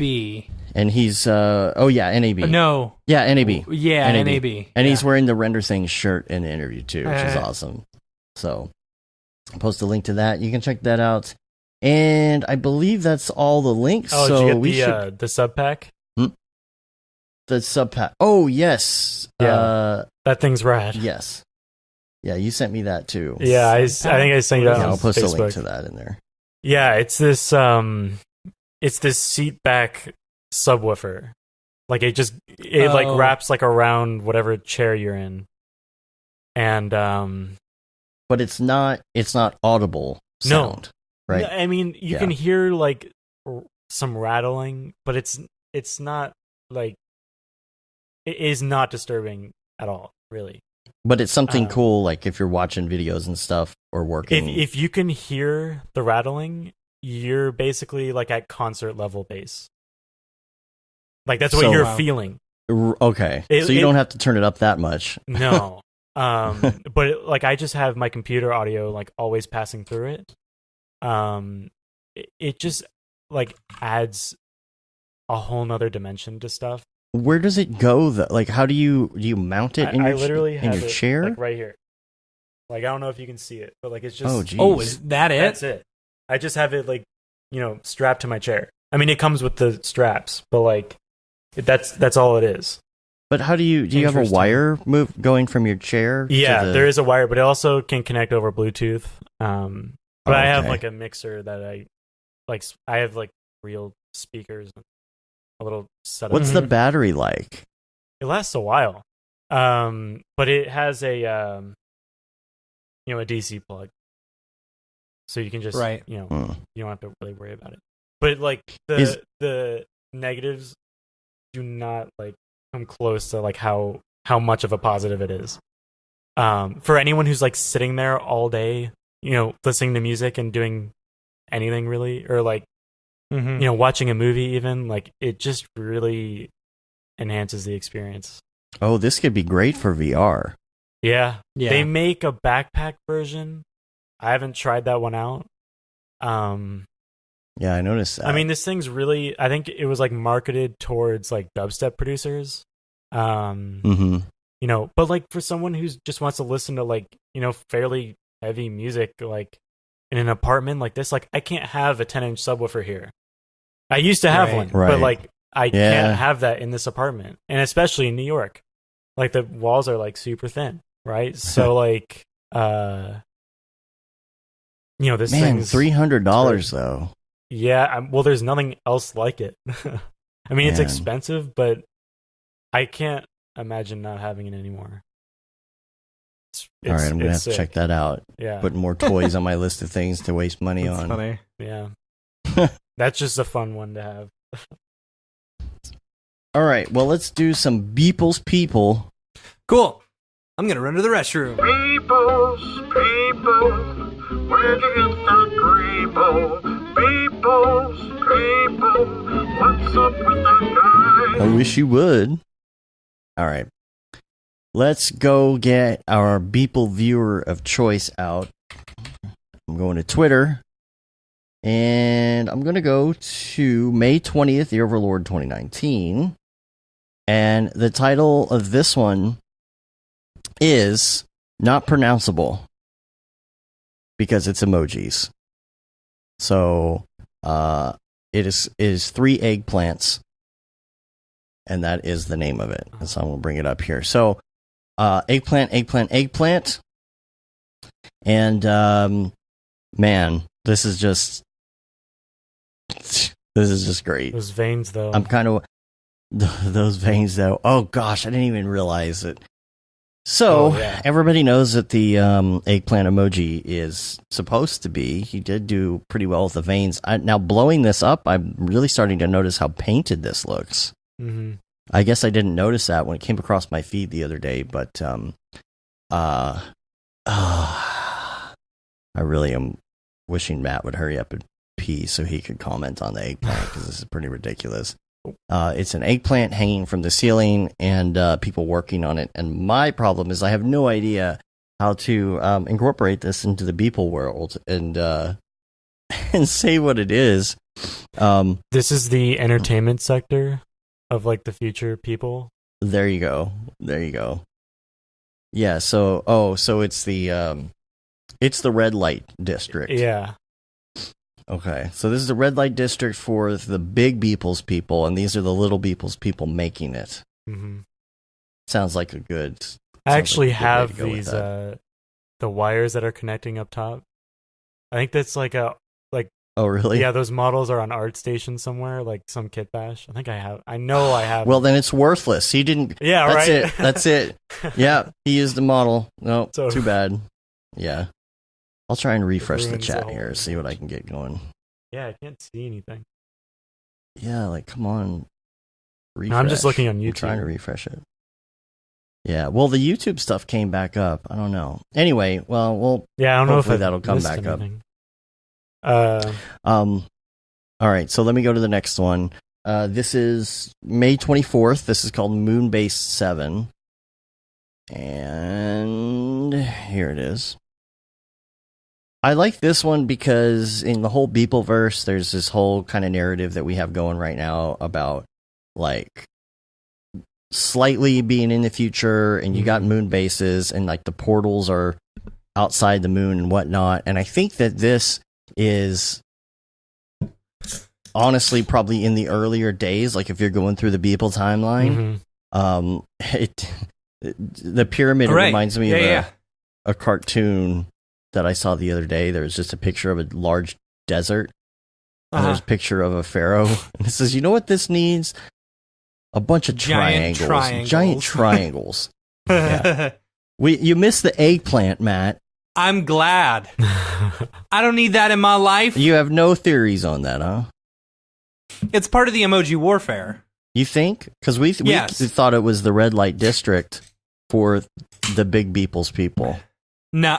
Oh my gosh. Wow. You know? No. You know? It's I think it's a bomb. That's a truth bomb Oh, right there. I see. It's a Trojan. Nah. There it is. Anyway. So this one is the moon base. So I like the color. It almost has this purplish feel. Is it purplish? Yeah, it's purplish. Yeah. Even with the Earth. Maybe it's not Earth. Never thought about that. Could be a different moon. Well, right? there's another moon. Yeah, there's another moon right there. I can't tell if it's like the dust specks or if there's lights, like city lights on that moon. You know what's weird is I almost took that as a reflection in my head for some reason. Like, no way. That's another moon. Yeah. Interesting. That's no moon. It's no moon. All right, and the last one is going to be May 25th. It's called Going Home. And I feel like he's getting a little post depression with the Game of Thrones going away. And it's just, you know, but I love the dragon stuff. This terrain really looks like World Machine to me right here. Yeah, on it the does. bottom. Totally. And man, I'm just loving the fire. I'm actually curious how he's going about doing the fire. Yeah, because like it could just be that he planned it this way and he had the stock, but yeah, you know, like how is he directing the fire? Is he? I mean, you could do. I mean, does that look like it's repeated and just flopped? I can't. I don't know. Maybe. I can't tell. Yeah, it's so right interesting here. seeing some of these that he's done. You know, ones that you can tell he spent a decent amount of time on. You know, versus the ones he did at NAB, which were just like, you know, slap it together. Know. Yeah. I mean, watching his process was super cool. You know, but I don't know, just being able to like see some of these larger scale ones that look a bit higher quality. Mm-hmm. Yeah. The chat's completely down now. I refreshed it and it's just not coming up, but I can still see. I can still see it. Anyway, yeah. Impulse said Game of Thrones PTSD. That's what it is.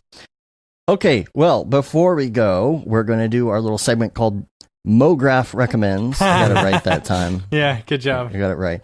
And we're going to ask you some of these questions. Hopefully you did a little bit of homework on this beforehand. Yeah. But if not, you know, whatever. I know the hardest one for people is usually life hacks. So let's start with your favorite movie. Probably The Fifth Element.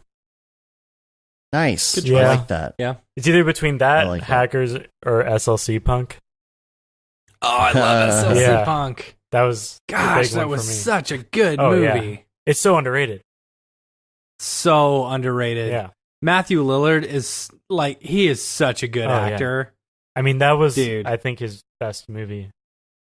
Yeah. I mean, Yeah. that was awesome. Did you see him in the new what's the show that was on back in the day? That one. No, with the Laura Palmer who got killed.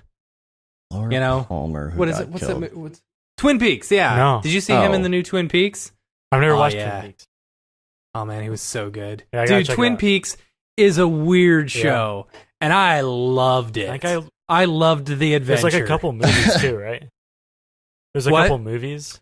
I think I started to watch one of the movies and I like wasn't really into it. Yeah, the thing is, like, I mean, it's, you know, it was weird for sure. It's David Lynch, right? Is that Yeah. I mean, he's I out like there art house and movies, weird, and for sure. he does weird stuff, and it's like he's got no. I don't know if he's necessarily got rhyme or reason for what he's doing.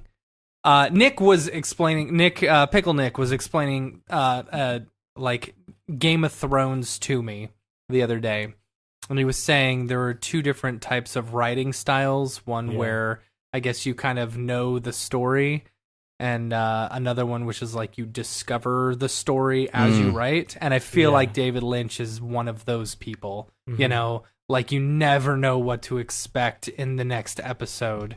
You know, but Twin Peaks, I mean, there's so much like pop culture references to Twin Peaks. You should at least watch it for that. But man, it is effing weird. I've watched and the third season that they just did like a year or two ago was it was so well done. Yeah. It was very pretty, you know. Yeah, no, I gotta check it out. Yeah. What about music? I go through a lot of music. Like this has got to be interesting. Like knowing your background, like man. Well, yeah. I mean, I've always been like kind of a collector of like as much music as I can like kind of sample and get my hands on. But right now, really into drum and bass, in a big drum and bass phase. And then like Left Field and Prodigy. Really into that. Do you have different things that you listen to when you're working as opposed to just hanging out, or? I mean, I definitely have stuff that I listen to on my own versus with other people.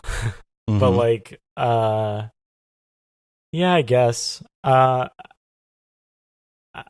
guess I try and stay away from like more lyric focused stuff while I'm working. Yeah. But if the song has lyrics, I don't mind. I don't know. I go through like very particular phases where like, okay, this week I only listen to drum and bass and that's it. And then the next week it's like all reggae. Like it flips a lot. Let's be honest, nobody listens to reggae. Dude, I'm from Florida. I don't know. No, Yo, my brother 311's actually like, has like this horrible, like he was like, he's just like hates reggae with a passion. Yeah. It's like if it's reggae, it's crap. It's like no more reggae. I have to disagree on that. But yeah, I listen to a lot of different kinds of stuff. Now, what about if you're writing your own stuff? What do you tend to gravitate toward? Well, right now I like breakbeat and like 90s kind of, not house but electronic, I suppose, like techno stuff. Just because I've been working on this hackers thing for a while, and I'm like, or at least thinking about it, and so I'm just in that kind of mindset. So that's what I've been doing. Like Mortal Kombat theme song. Maybe a little toned down, but I guess that's in the ballpark.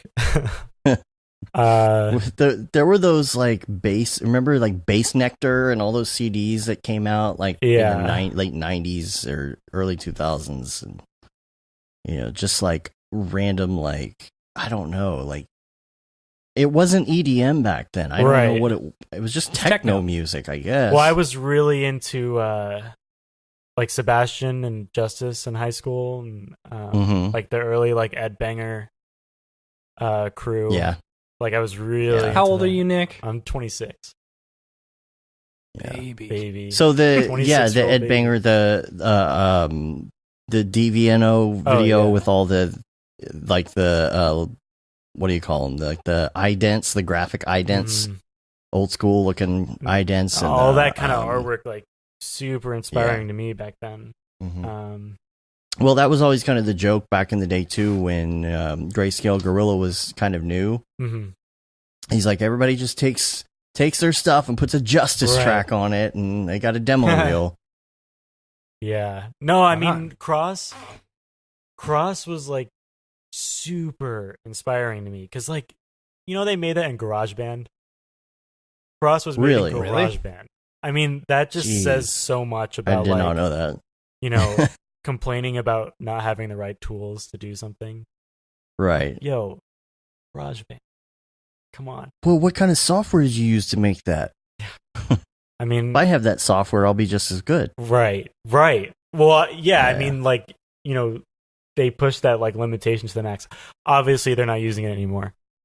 Like all their stuff is like super produced now, but Yeah. I don't know. Have they put anything awesome. out recently? Yeah, their recent live album won a Grammy. Oh, really? See, I kind of stopped listening. I stopped following them. I should go back. Their live edits were really good. I saw them a couple months ago. Nice. I've seen them a few times. What was that album called?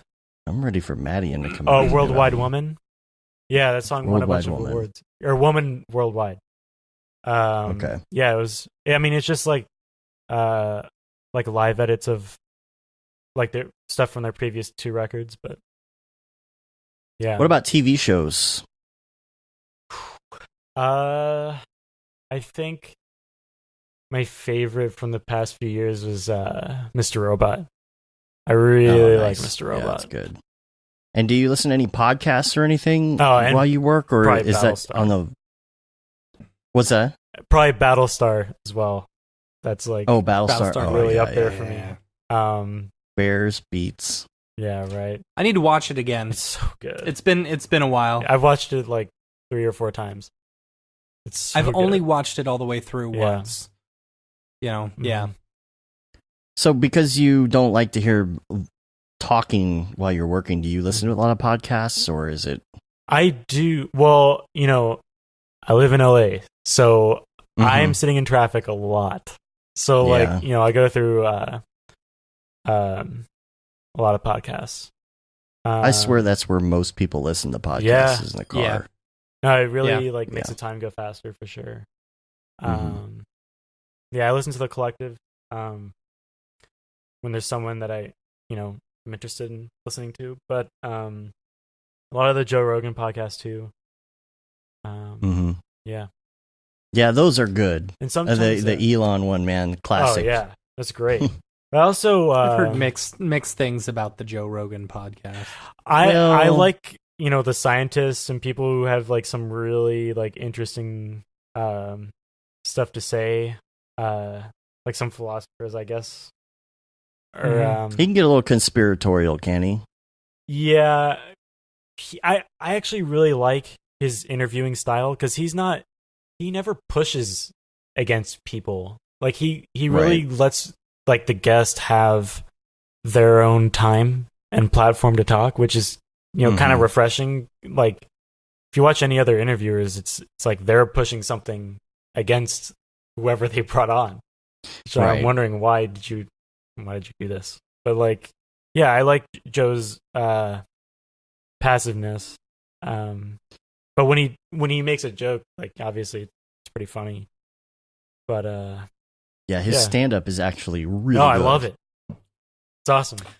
I liked him on that radio show or whatever. What's show? It called?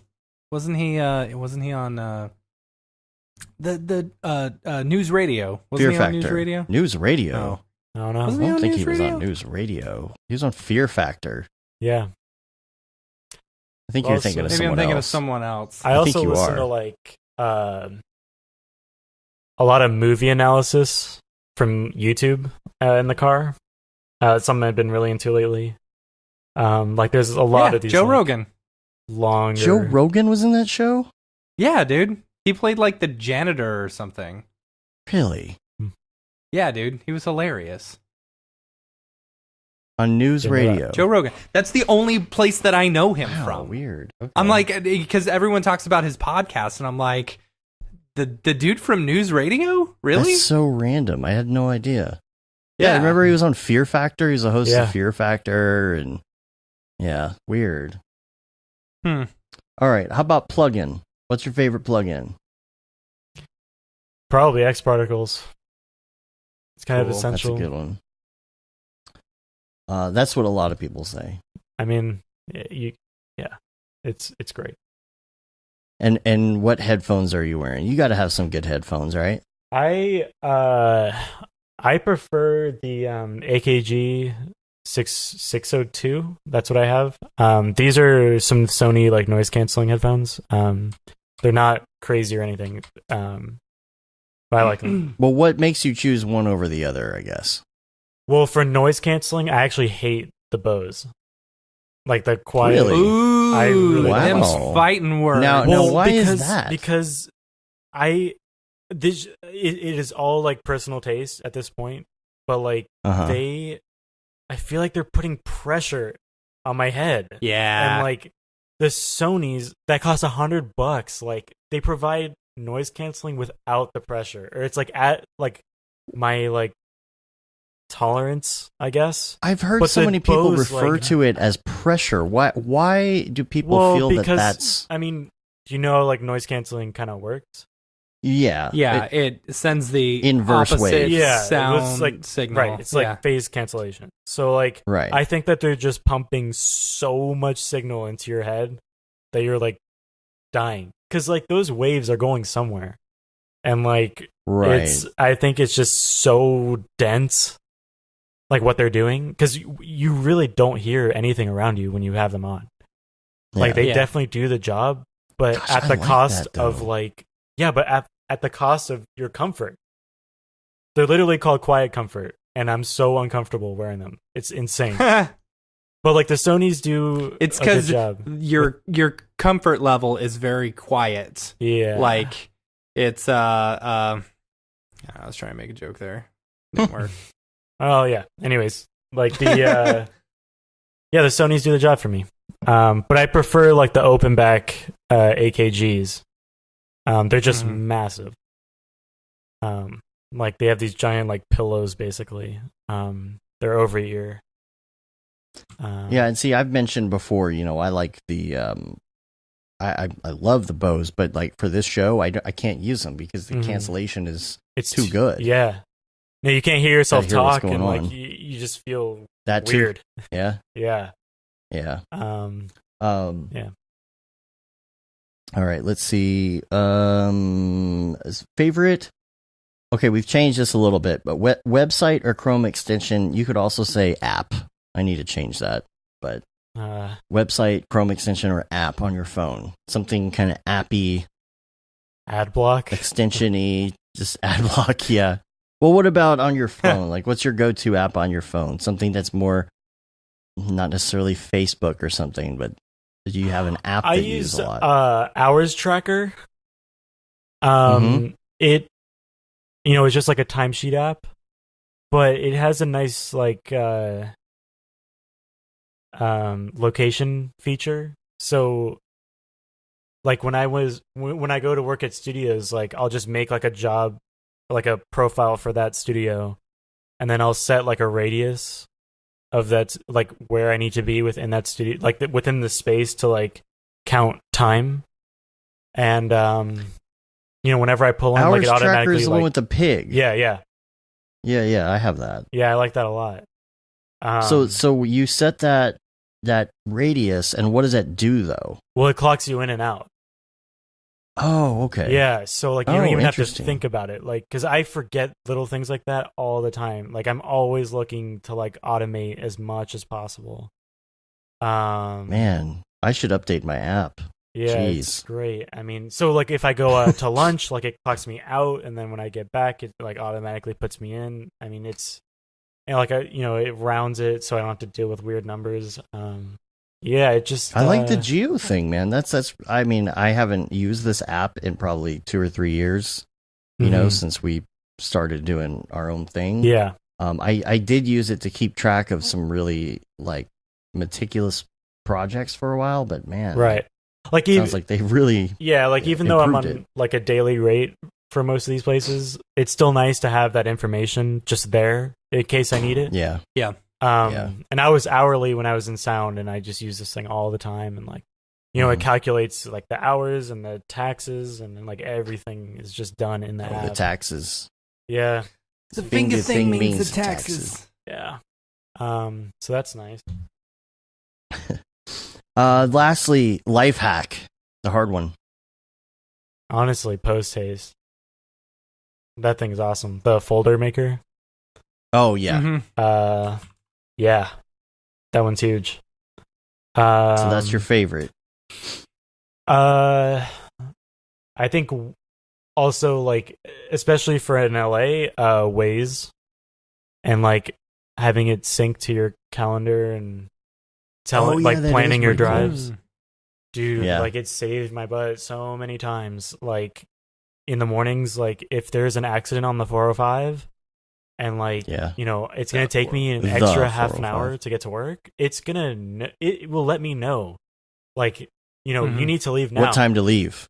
Yeah, like I just will, great. The night before, like I'll set what time I want to be at my destination, and it's like, all right, and it's always looking, so. And it will tell you a little bit ahead of time, so you can get ready, get your keys, get your shoes. Yeah, like, I think you can set up. Because nowadays, there's no excuse to be late for work. Right? So, yeah. I mean, even then, like I'll set myself like, I'll give myself like an extra 15-minute window. Because in LA, it's ridiculous. You never know. But man, yeah, I think just like staying on top of like your timetables, especially like if you're freelance like this, is super important. And you want to do like extra stuff on the side, like these personal projects, which I think are super important. Yeah. Just time management. Anything having to do with time management is like I will look into that. Yeah, for sure. Cool. Well, I think we're going to get out of here. Yeah. And get back to work. We got a lot of work we can do. We got to do tonight. Yeah. Tonight. Thanks for having me on. It's a lot of fun. Man. I got the site up here. This is nscr.tv. Nick Scarcella. Make sure you check him out. Follow him on Instagram and all the places. You're on Instagram, right? Yeah. Twitter. Mm-hmm. Anyone under 30 is on Instagram. You never know. Sometimes people are like, "Oh, I'm on Instagram, but I'm not on Twitter." I'm like, "Really? All right. Well, you can check out all the work here, and hopefully that new piece is going to be up on here pretty soon too, right?" Oh yeah, no, for sure. So I'm ready to look forward to that. Stop working on that. And you can rate us on iTunes, leave a review, helps get our ratings up. You can subscribe on your podcatcher of choice and subscribe to our newsletter. You can do that through our site now, mograph.com. You can say you've been there, done that, got the t-shirt with the Mograph logo tee, Paul Babb, Feel the Bab 2020 shirt, all the profits from that go to Doctors Without Borders, the Render Things hoodie, shirt, and long sleeve tee. You can get all those things on Amazon. And we're on Facebook, Twitter, Instagram, Periscope, YouTube, mograph.com. Make sure that you get your Camp Mograph ticket. Yes. This week for that early bird pricing. Make sure that you help us with this video. I'll play the song after the show for everybody. We got to get that on Spotify. Yeah, we'll get on Spotify. Start sharing it with your friends and stuff. Yeah. Let's make like 4 people like subscribe to it on Spotify. I'll get 4 people subscribed to my playlist. My playlist is fire, yo. Yeah. All right. Well, I think that about wraps it up. We're going to get out of here. Let's do it. Cool. All right. Till next week. I'm Dave. And I'm Matt. And I'm Nick. Have a good one. Later, yo.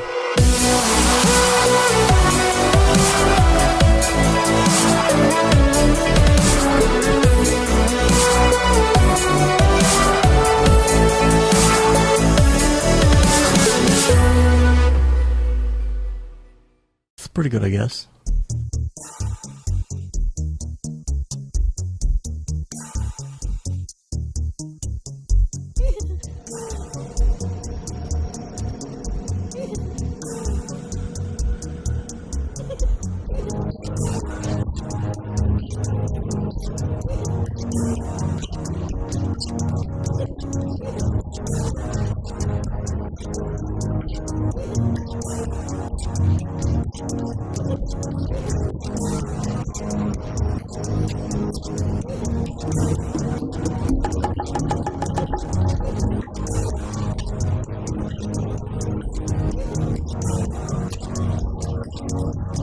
Squeeze me with your monkey legs. Squeeze me with your monkey legs. Squeeze me with your monkey legs, girl. Squeeze me with your monkey legs. Squeeze me with your monkey legs. Squeeze me with your monkey legs, girl. Squeeze me with your monkey legs. Squeeze me with your monkey legs. Squeeze me with your monkey legs, girl. Squeeze me with your monkey legs. Squeeze me with your monkey legs. Squeeze me with your monkey legs. I wanna give you a banana.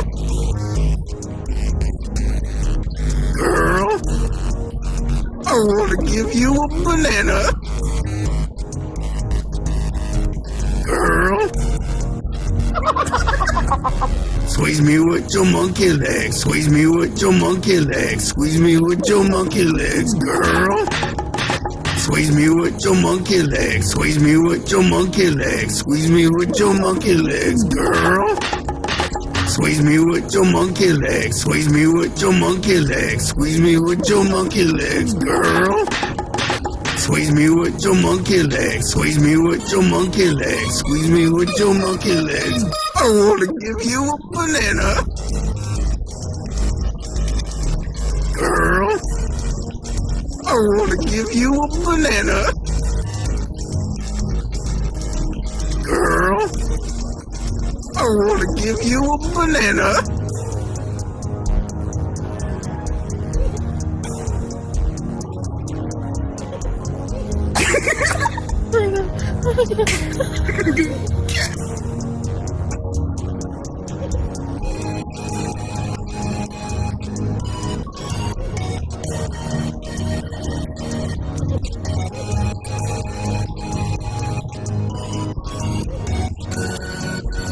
I wanna give you a banana.